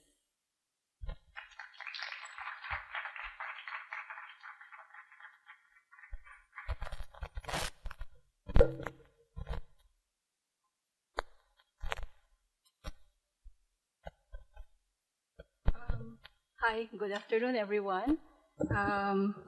As Melissa mentioned, I usually run lectures and conferences in the museum behind the scenes, so it is a novel experience standing in front of you today. I came into this project as a member of the Filipino community in Singapore, and together with Melissa, we coordinated with our guest curators and the Filipino and Mexican embassies and communities. During the exhibition planning, our curator Clement gave the brief for the contemporary installations that they should include contributions from the Mexican and Filipino communities to show our shared cultural and artistic heritage. We had planned for 2 contemporary installations, one at the Shaw Foyer and another in the Contemporary Gallery, as well as a video installation in the Special Exhibitions Gallery. I won't spoil the fun because Lidia and Tracy will tell you later how this all came together. But I would like to tell you about how we ended up with over 200 volunteers working over 3 months to create the video and installations you see today in the galleries. The Filipino and Mexican embassies in Singapore played an important role in introducing us to Tracy and Lidia, respectively. Once we established that we would like to work with them based on their previous bodies of work that connected to the spirit of community engagement we wanted to show in the exhibition, we started brainstorming, researching, exchanging ideas, and as a sign of the very connected times we live in, we have now a few WhatsApp groups. So the Spanish and Mexican period is such a huge chunk in Philippine history, more than 300 years. And it has only been around 200 years since the end of the galleon trade. So I was personally curious and glad to know, I was personally curious to know if Filipinos today still think about the past. And I was surprised and glad that in the course of our research, I discovered that there are many conversations still going on around the world and in the Philippines about this period. So it is with the same energy of discovery and rediscovery that we approach the projects. So finally, we are, after much research, we were finally ready to get down and go to work, do the actual work. So we again went to the embassies and consulted them for their connections to the communities. The Mexican community volunteered through Lidia and the Mexican Association was very active. On the other hand, we are also aware that there were more than 200 Filipinos in Singapore and more than 150 organizations. So we will have to have more organized call for volunteers. So the Philippine Embassy Cultural Office actually sent out a call via Facebook. And a friend who is now based in the UK designed the EDM, this one, which we sent out an email to everyone. And with a Google form sign-up sheet for more organized tracking. So we were beyond ecstatic when we received more than 200 sign-ups in the following weeks. So we scheduled volunteer days on at least one weekday and on Sundays when most of the volunteers can come. About 50 or 60 of the volunteers actually came to help out more than once. And we actually have regulars throughout the weeks. And they were curious and very eager to learn about how the small crafts that they created would ultimately contribute to the large-scale installations we have now. The many days of the volunteers spent working together, the Mexicans and the Filipinos, provided an avenue for deeper interaction as well. I'm happy to note that after the exhibition opened, the communities and the volunteers have been coming back to view the exhibition and show off their handiwork to their friends. I would like to thank them for their time and effort in helping us realize these projects. And on that note, I would like to end with this photo of the Day of the Dead event organized by the Mexican community with the Filipino volunteers and Mexican volunteers in one event. So we hope the museum can provide more opportunities for collaboration with and between communities in the future. And now to tell us more about the installation at the Shaw Foyer and Contemporary Gallery is Lidia Riveros. Lidia is an independent curator who specializes in Mexican culture and folk art. She received the prestigious Otley Award from the Government of Mexico in 2022 for her contributions to the promotion of Mexican culture. She organized numerous art installations to preserve Mexican culture through storytelling and curation. Lidia, please.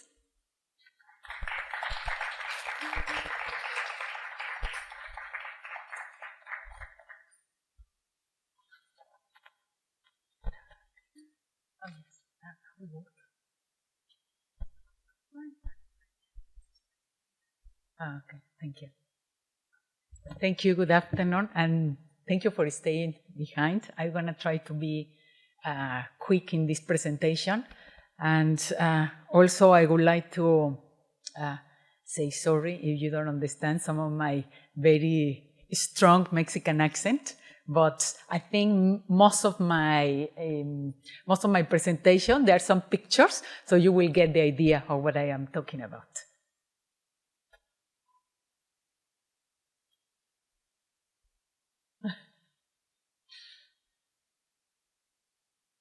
Okay, I would like to share my journey into making this installation. There are two installations in the museum that accompanied this great exhibition.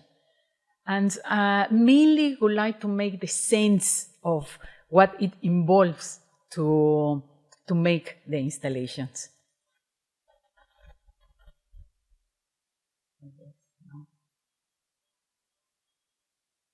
Okay.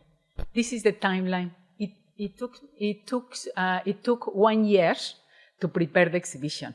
When I was invited, it was actually the last, in the opening of my last Dia de Muertos in the National Museum. That was in November when I was invited. And then everything started there. This is our first meeting in the museum with the team. And then from then we start long research. And thank you to Denise because she gave me most of the documents to read, that it was a really long process of reading and very interesting to know about my own history and my own culture, how they came together through the Galleon. I'm not going to go through everything, but some of the important points. Yes, in May, I make a trip to Mexico and then a trip to Manila. Try to understand and to go through the whole the route of the Galleon. So I started working with the volunteers from June all the way to November. We have at least once 2 days a week to work with the volunteers since June. Then end of everything, the installation in October and November. And we have there the team in the trip to Manila to see some of the pieces, and it was a wonderful trip and wonderful memories. So let me give you some idea about the project and some numbers. We love numbers, right? So, of course, involved 2 continents. That's why I went to several trips. 6 national awarded artisans that they call the Great Masters were involved in this project. I visited 7 cities, 6 in Mexico and plus Manila. They were 5 months working with volunteers. 6 months took to do all the decoration that you see in the Tree of Life. 40 days it took to assemble just that installation. More than 100, as you said, more than 200 volunteers were involved, mainly Mexican and Filipinos. 1,168 pieces of paper just on top of the Tree of Life. That it means 197 lines were set up there. The Tree of Life, it has 2,200 elements, and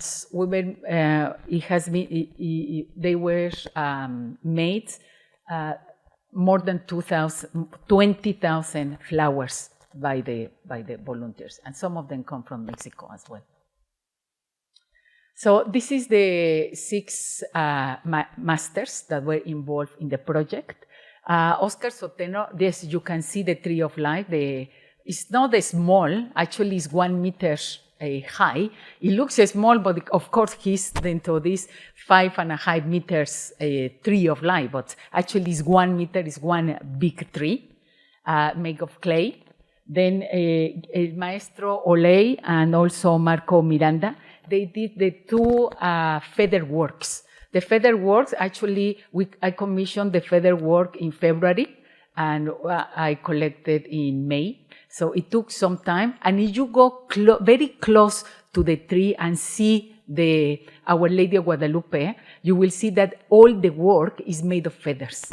It is very interesting and unique work. El Maestro Linares, they create these small dogs, one that you see in the entrance. He's a master in doing this kind of work, and we call it Cholo. Cholo Escuincle, is the name of the dog, and is our guardian for the exhibition. Then we have Patricia Martin. If you've been in the Journeys installation that is in the first floor at the end of the museum, you will see that pieces. That pieces, actually, there were some ceremonial pieces for drinking cacao and cocoa on the Maya's time. So she made these wonderful pieces, and it was really registered, and she sent me pictures of the whole project, how she did the pieces. And of course, we have the star of the exhibition, Maestro Pedro Ortega, who came to Singapore in order to help me to install that Tree of Life. This is the process of the Tree of Life. Maestro Ortega doesn't have any computer to work with. Everything, every single design is by hands, pencil. So we start to work together, probably, yes, January, and then I start to pitch the idea of what I would like to do, and he starts just to draw. So this is one of the 3 draws, one of the first one and the last one, but we have more than 20 draws in order that we keep changing, and actually was everything by Zoom. I met him in May, and then exactly that is the picture on his workshop. The paper, I designed it, here the paper, I sent it to him, and they do all the paper that you see is made by hand. There are some videos next to the tree that actually shows how all this work has been done. Oh, sorry. And parallel, I was working with my contractor in Singapore, completely in different idea, because of course, as you can see, everything is computerized. I said, I would like a boat, this is I send a picture, this is more or less the idea, and immediately everything is in the screen and we can change it immediately. So it was what an experience really to work with it. My contractor here in Singapore, he's done all the work, mainly with this electronic IA hands that you see. You will give anything to him, and then they will draw, and they will actually copy exactly what I wanted to do. So yes, it was a wonderful experience to work with the completely extreme ways of the 2 artists, and I will say my contractor is an artist as well. So the Tree of Life, can you play the video? The Tree of Life, of course, this is the design of my contractor. We did here all the base, only the decoration was done in Mexico. But the base of the tree was done here in Singapore, and one of the most challenging pieces was to actually set up the tree. This is the last attempt. We tried so many before. The tree weighs 200 kilograms, and actually the balance weight in order not to move the tree is 1,500 kilograms. So it was really a big effort to put it up. Okay, the first attempt was to install all together on the floor, and then pull it up all together. Yeah, impossible, because it goes to certain height that somehow it goes like this, cannot come straight. So we have to pull it down, and then that was the solution. We have the lift and actually put the second part on top. So we start to do it in stages, because yes, it was one of the most challenging areas. And we have to work with the maestro in Mexico in order to do exactly the levels and the precision that he needs in order to put the decoration. So it was just challenging, a very long process to do this. Yes, there it is. Yes. So, and this is, let me show, this is the design instruction of how to place the paper. Yes, when I received the instruction, I was like, I'm not sure I'm gonna be able to do it, but 60 lines of paper. So it took us 1 week to place all the paper in position. But I think the result was actually really outstanding. And the most fun and the most part that I love on the projects, can you play the video? is working with the volunteers. Working with the volunteers, I mean, it really made a community.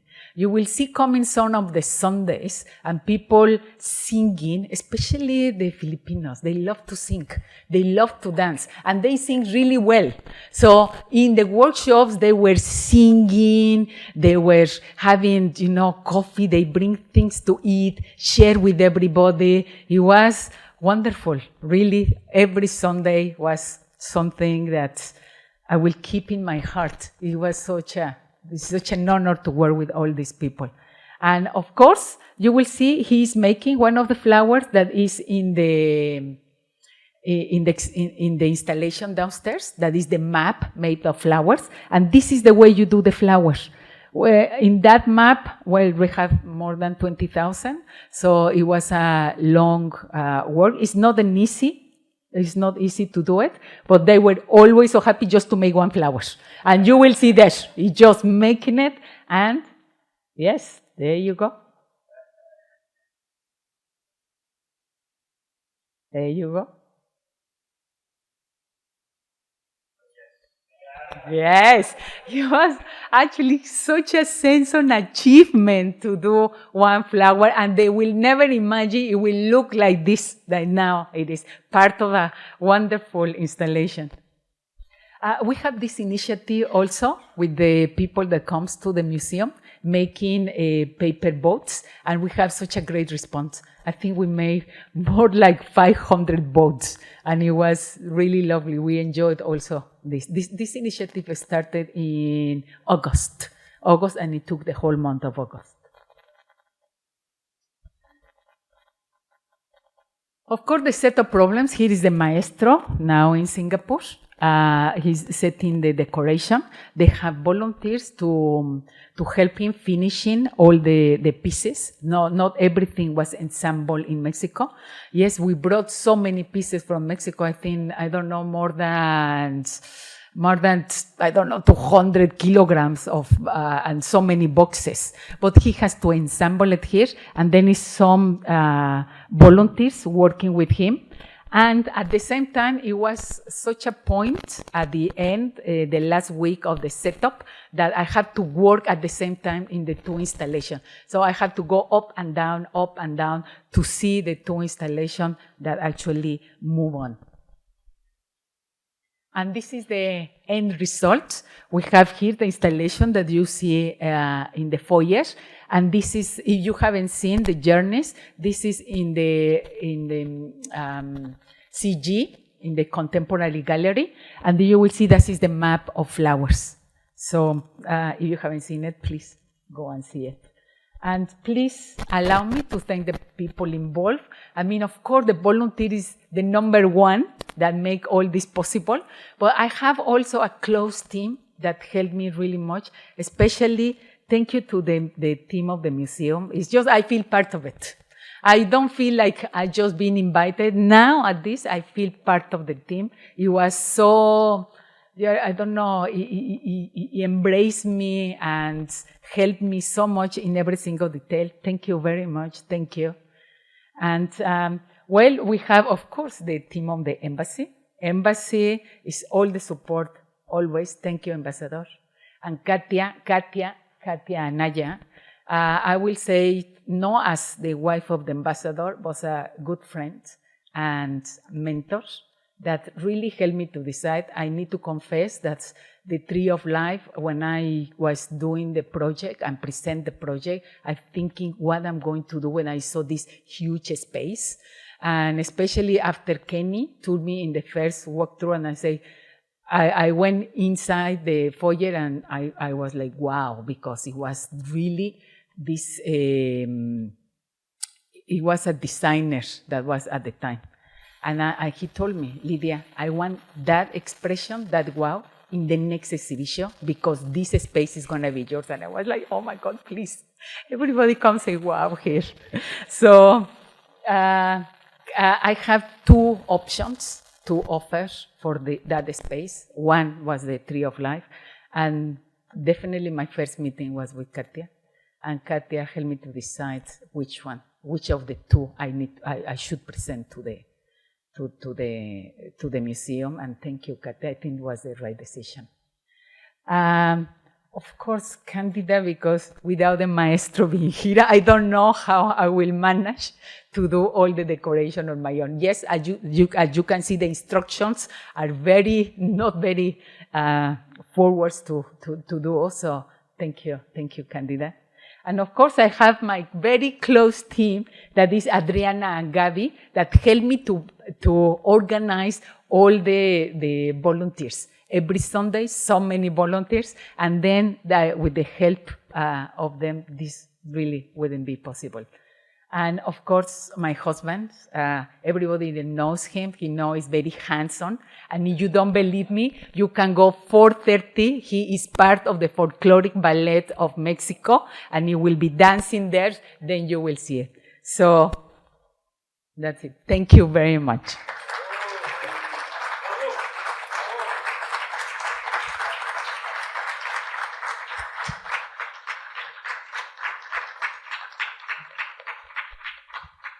Thank you very much, Lidia.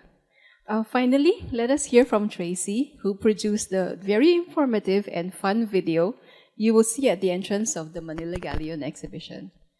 Tracy worked in the design and media industry for 6 years before entering show business.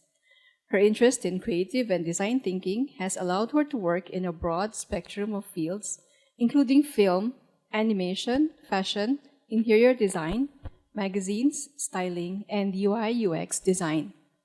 She runs Production 55, a holistic house that provides multimedia services in Singapore and Cebu. Tracy, please.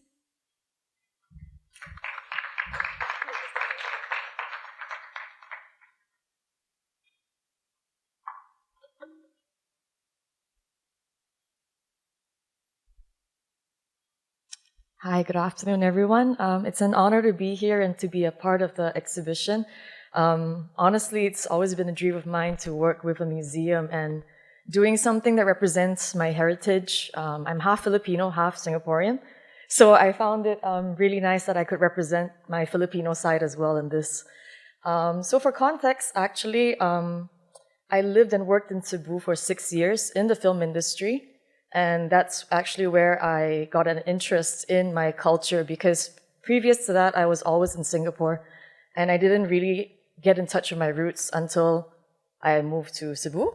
And then when the pandemic happened, I moved back to Singapore and I realized it was very important for me to reconnect.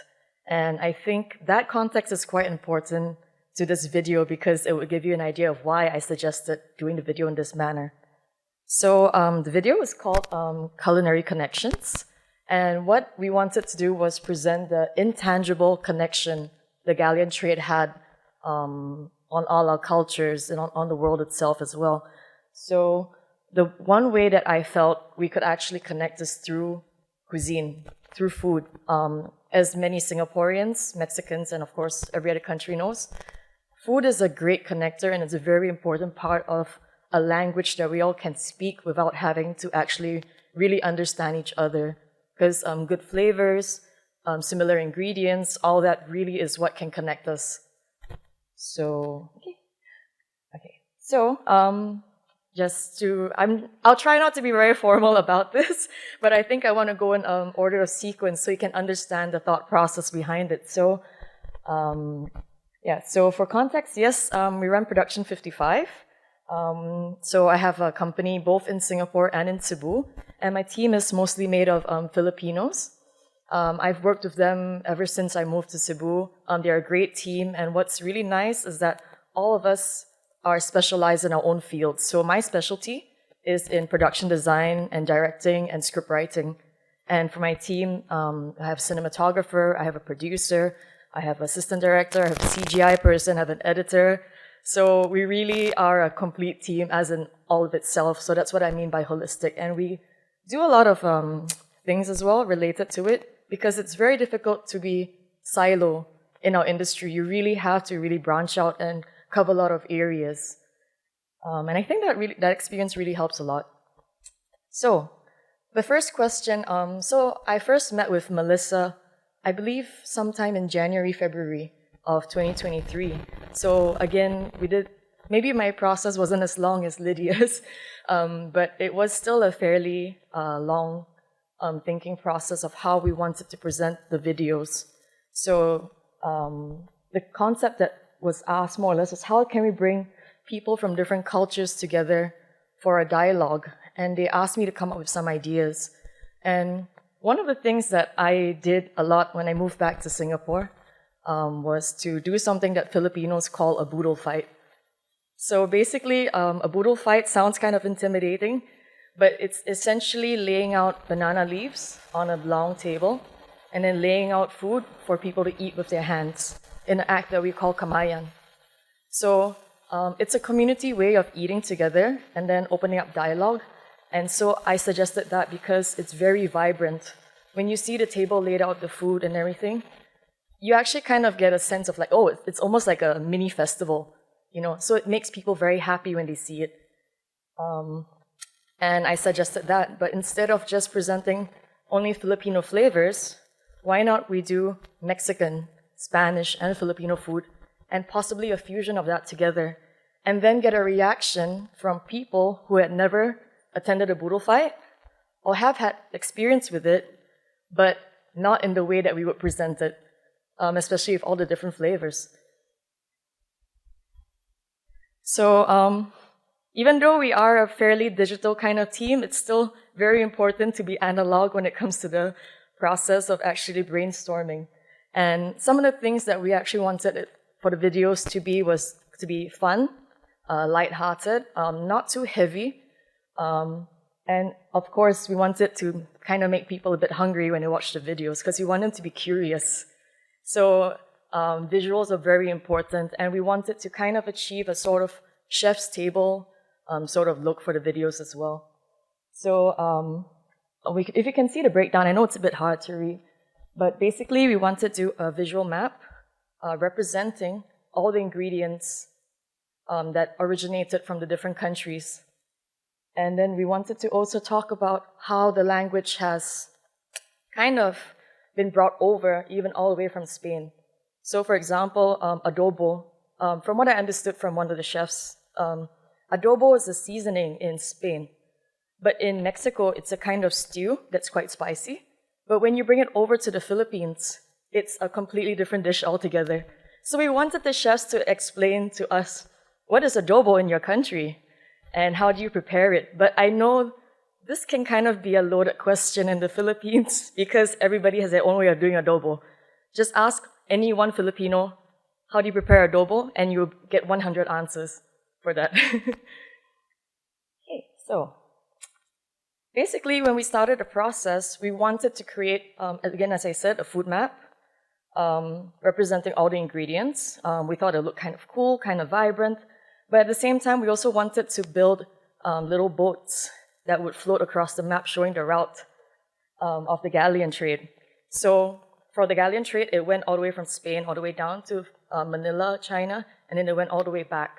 So we decided to build a boat out of the materials. This is CGI. So we wanted it to kind of, so the base of it is actually potato, and then we used cloves, chilies, and then star anise, cinnamon. So, and then bamboo skewers to actually create the boat. And my CGI guy, really talented, he actually built all of this from scratch. And it starts, you can see how much detail he's actually put into it as well. Yeah.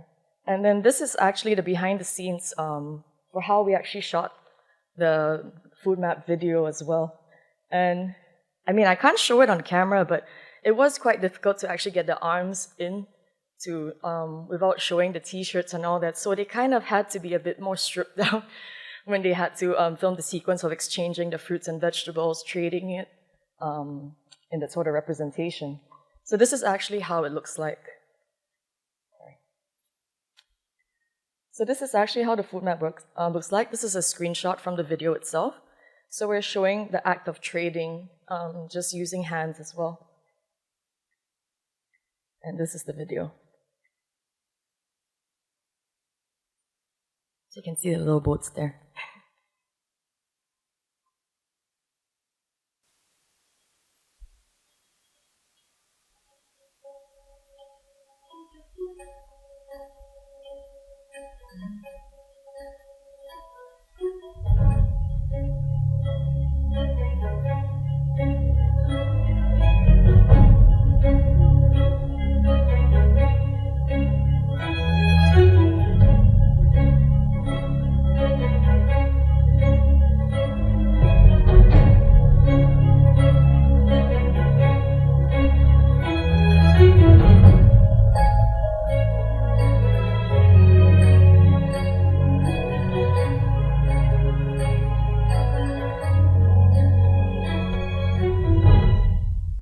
So for this portion, it looks fairly simple and short, but it was actually quite difficult because for one, some of the ingredients, because most of them are loose, it's not very easy to put them on the banana leaf. So we had to reshoot that many, many times.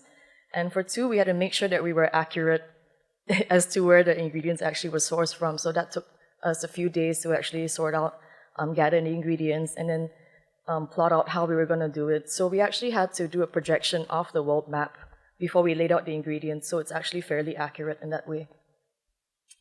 Okay, so like I said, we did it in the Buru fight style, and I guess you could call this a slightly elevated Buru fight sort of situation, mostly because we were working with chefs. And these chefs are professionals. They're not like, we're not going to just put food there. We want to show you how we put food there as well.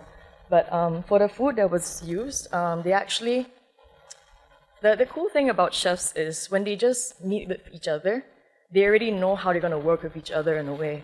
Especially if they're like, oh, how about I use your ingredient, your technique, and you use mine, and then go from there. So that's a very nice synergy that actually they had together. And it turns out, we met them individually, but they all turned out to be friends. I guess, you know, because Singapore is such a small community. And yeah, the minute they met, they're like, oh, I know this guy, I know this guy.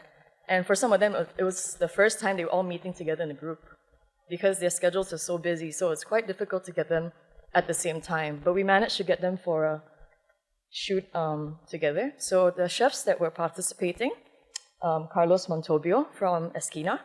So he's from Barcelona. We have Maurice Espinoza from Papi's Tacos, Mexico. And then we had Kurt Sombrero from Kubo Wood Fired Kitchen from the Philippines as representatives. Yeah, so just some screenshots from the video that we shot. We actually went to the restaurants because we wanted to shoot them in their own element and wanted them to show us what they're like in the kitchen, apart from collaborating with each other. We wanted to know their philosophy, their ideas on food, on the ingredients, their knowledge on the trade route. And chefs, because they are so heavily involved in cuisine, they have such an innate knowledge that we didn't realize we could tap on them for. And we learned so much more from them as well. So Chef Maurice in his kitchen in Seah Street, and Chef Kurt Sombrero. I'm not sure if you've actually been to their restaurants, but I would highly recommend it.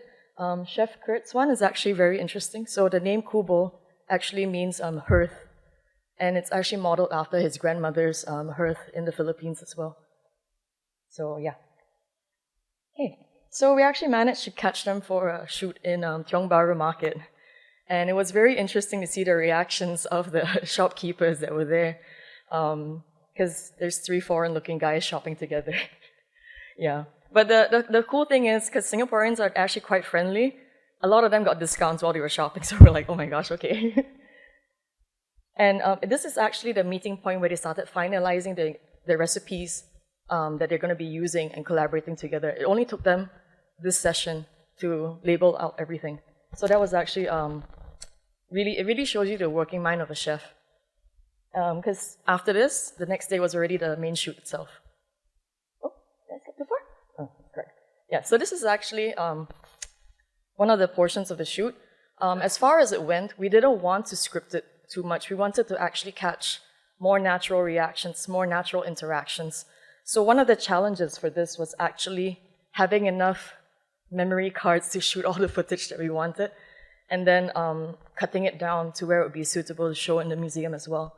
So a lot of these are actually very candid moments that we managed to capture. This scene here, unfortunately, we had to cut it out but it was actually them drinking traditional Filipino hot chocolate. And from this, we actually learned that the Filipinos and the Mexicans have a same way of producing hot chocolate. So they actually have the vessel, and then they roll it in order to make the hot chocolate, and they were actually sharing a pot of it in the scene. Yeah, so this is the part where they're actually laying out the food together. So you can see they use a lot of traditional, they actually brought their own accessories, they brought their own plates, they brought their own ingredients as well. And when they laid it out, they just knew what to do. None of this was planned. All they did was they went to the table, it's like, okay, I'm putting this here, I'm putting that there, and that was it. Yeah, so these are some of the food shots that we actually caught on camera as well.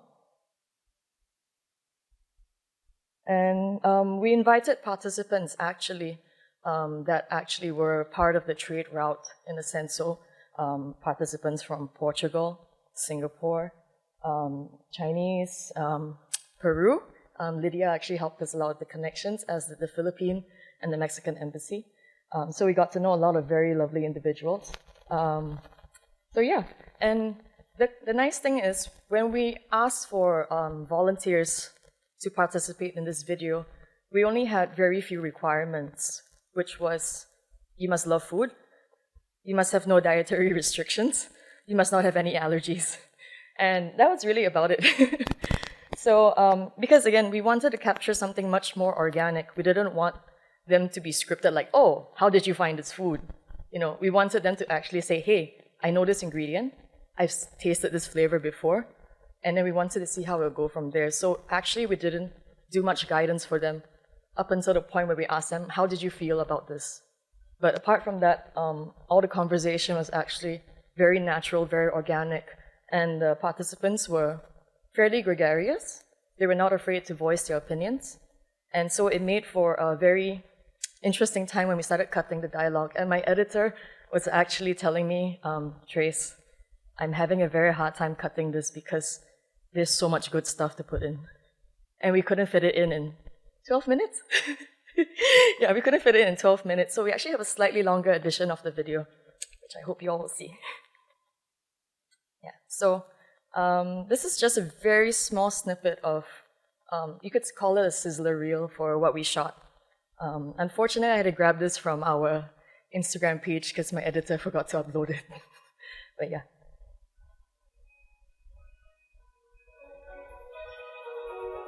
So the ingredients that we use from the galleon trade is it's actually a lot. So it kind of help us to mix our culinary world and flavors and colors. Cuisines keep evolving, keep learning from other cultures, and it's never a fixed thing. It's very, very amazing how all of these things are somehow connected if you really think about it. Yeah, so what the chefs actually mentioned was actually quite important because in particular, one of the chefs was mentioning to us like he was opening a new restaurant, he was very tired, he was very burned out, but doing a project like this actually reinvigorated his love for cooking and for ingredients because he didn't realize how many shared ingredients had actually traveled. So one of the things that we actually spoke about during the shoot is a particular Mexican tea leaf called epazote, or epazote. So actually, that herb had made its way to Cebu, funnily enough. And we found it in a province called Karkar, where they make a dish called lechon. And the lechon that we do is, I think, slightly different from maybe the way that they do in Mexico and in Spain. But this, the particular point of this lechon in Cebu is actually it's made in the Spanish way, where they actually stuff it with the epazote in order to infuse it with flavor. And that's the only part of the Philippines that does it. So having that sort of connection and finding that out was also very cool for me, because I never expected to know this until I started doing this shoot. And a lot of times I think there was a conception of like, oh, did we trade down when it went from Spain all the way down to the Philippines. But actually, no, it was actually a mutual trading that actually happened. So for example, in the Philippines now, one of the best imports, exports that we have is actually chocolate, which actually came from the Spanish. And one of the most important ingredients in Spanish cuisine is cinnamon, which came from the Philippines. So I would say that we learned a lot from this shoot, and it was really nice to see that we could actually connect a lot of things together, learn a lot more from all these people who are so knowledgeable about it and so passionate about their projects. And yeah, that's about it. Thank you all so much. Thank you, Tracy. I think we'll have time for some questions. Can I invite Lydia, Tracy, as well as Denise on stage? Thank you very much for sharing. And for me, I think really working with you all, I got to learn so much about Filipino and Mexican culture that you would never really think about in terms, when you're talking about food or even ingredients that are used by Singaporeans today coming from the Philippines or Mexico, and which are actually essential to our cooking, like chili. So it's been such an enriching experience. So maybe I will start off, with a question. What do you think were some of the challenges that you faced, when you were working on these projects? Okay, maybe Tracy first, since you're seated beside me. Hello. Okay. Yeah. So some of the challenges that we actually faced for, at least on my end, was the acquisition of the ingredients, because while it is quite accessible in Singapore, certain ingredients that were very native to certain countries. So for example, in Mexico, some of their chilies, like the ajillo chili, it was very difficult to get, and we only found out after the shoot that we could have actually asked the Mexican chef for them, because he was making his salsa with it. And I think, again, I think I mentioned this previously, it was actually coordinating the time of the chefs, because they run full-time businesses, they have restaurants, which are fairly popular, and they had to attend to that, and then attend to the shoot, and then they had to run back and forth with that, so that was quite a challenge for us. And also because I had to fly my team in from the Philippines, so we had to make sure that we were very accurate with the dates that we were shooting. So the planning for the production really had to encompass a whole year in order for it to be executed within 3-4 days. Probably for me, as I explained during the video, was probably set up the tree, and especially the base of the tree. I think it was very challenging in order even to bring it in the museum, because we have this small door that is next to the, I don't know, have a look when you go in the stairs, next to the main stairs to go to the tree. There is a small door that we have to bring everything from there, and that was really challenging. That was difficult. How about Denise? What were some challenges working with volunteers? Not so much the volunteers, but because we received such a large number of volunteers, so it's always like the scheduling for spaces, because we in the museum we always have something going on, like even on weekends a lot. So it's more on how to manage the volunteers and where we can work in the museum. Thank you. Is there any questions from the audience? Anyone wishes to comment or?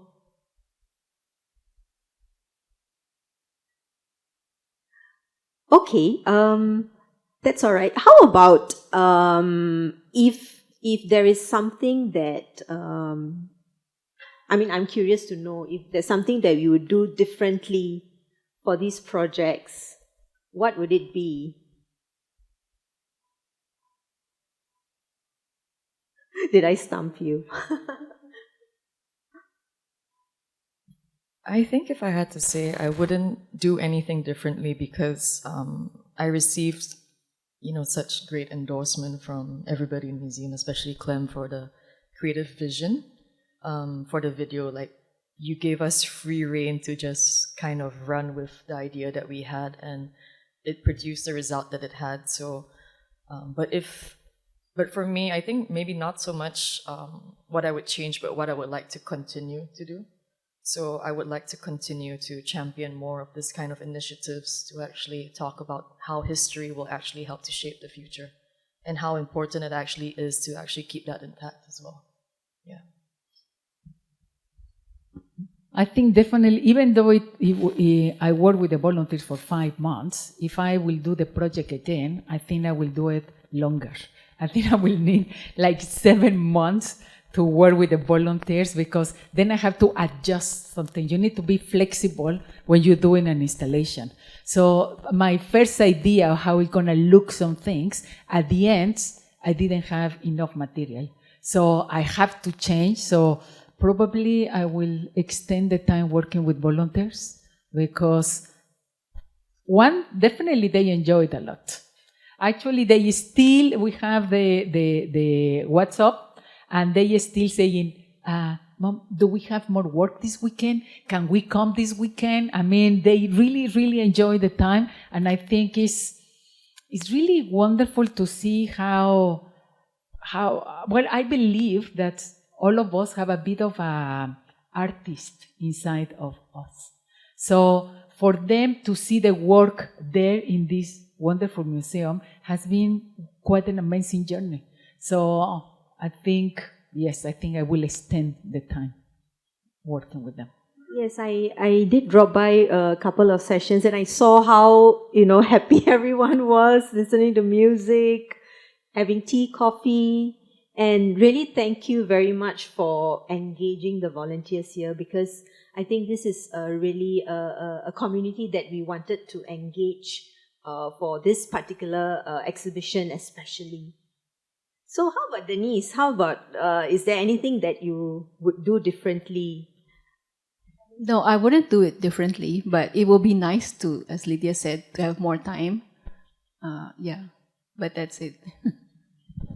Can I ask one question too? Yes, of course. Yes, please do. I just wonder, how did you choose the chefs? Because there are so many Spanish, so many Mexican. I mean, how do you choose them?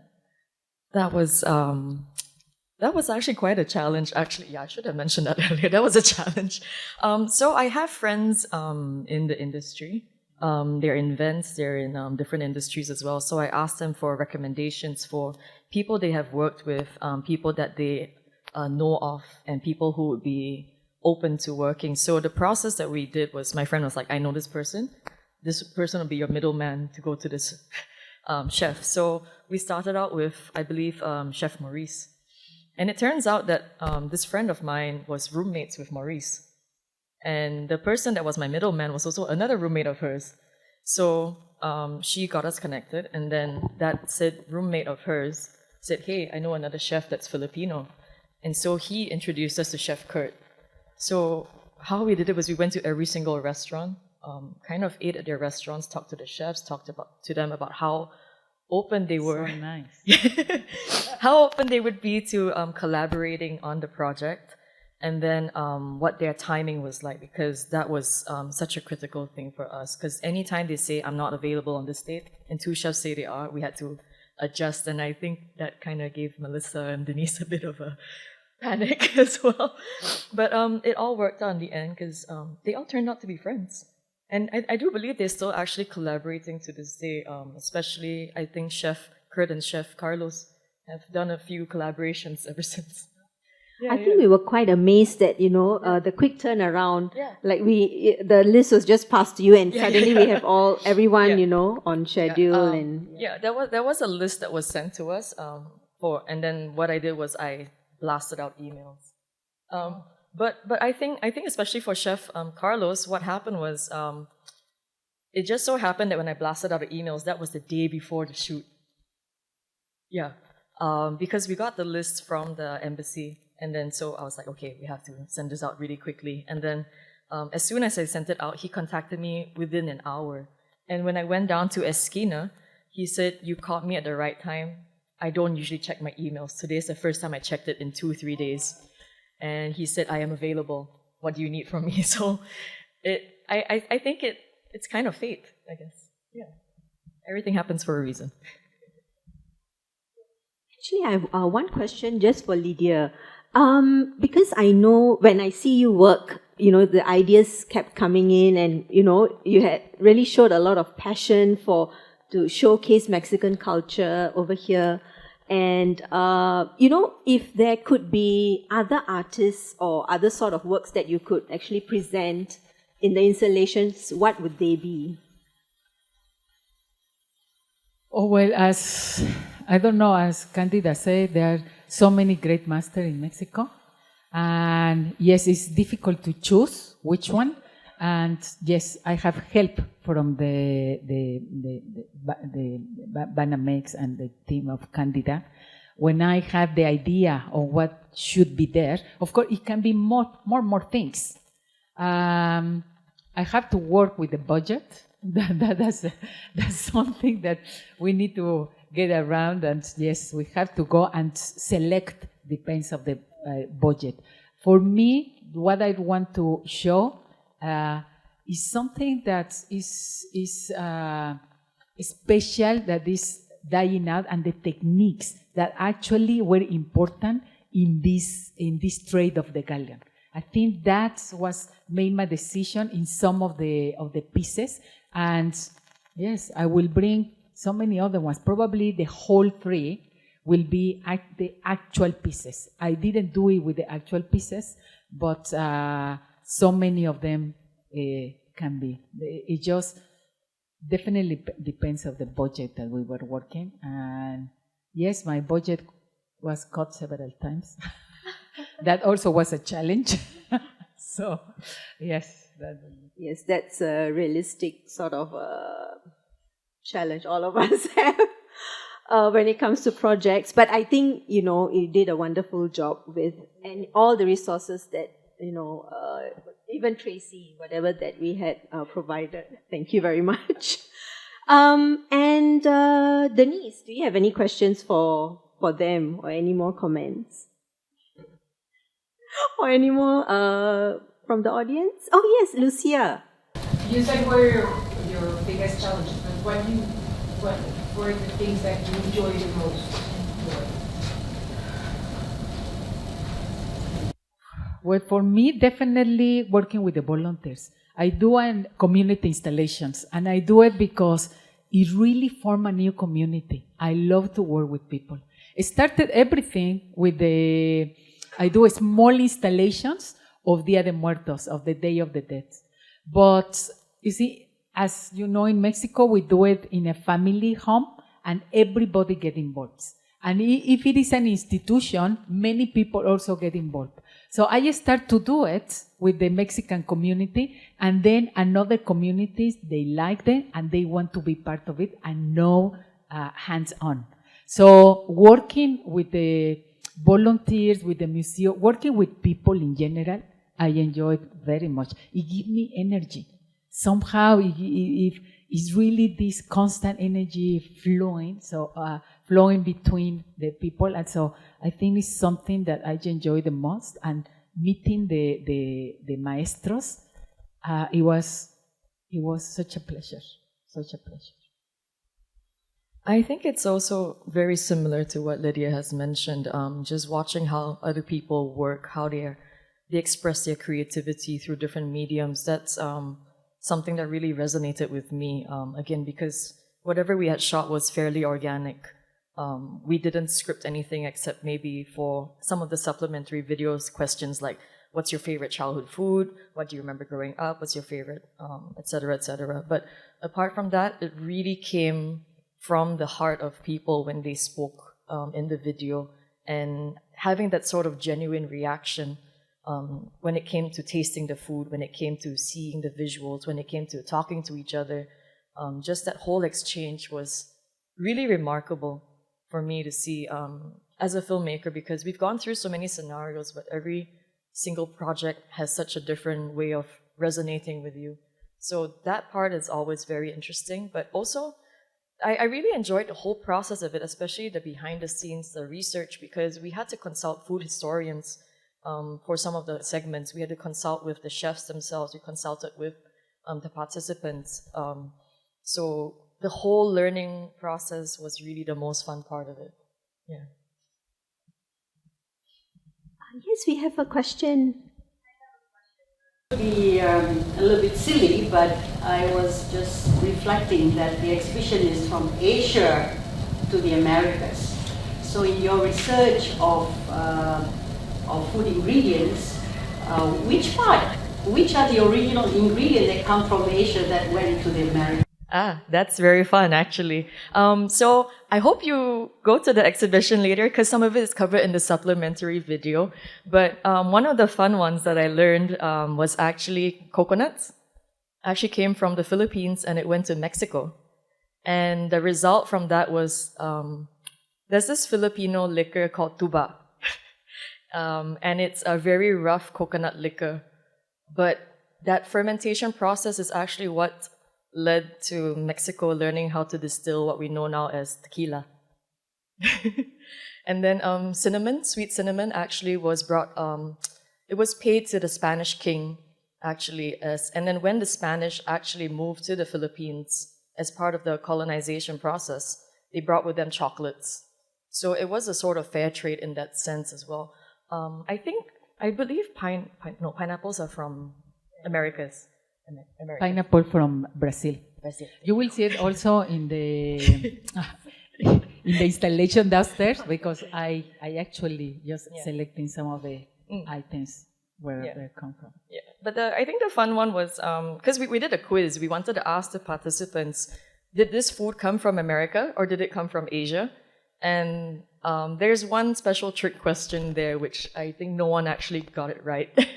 So I hope you actually take a look at it and then try to see what some of them are.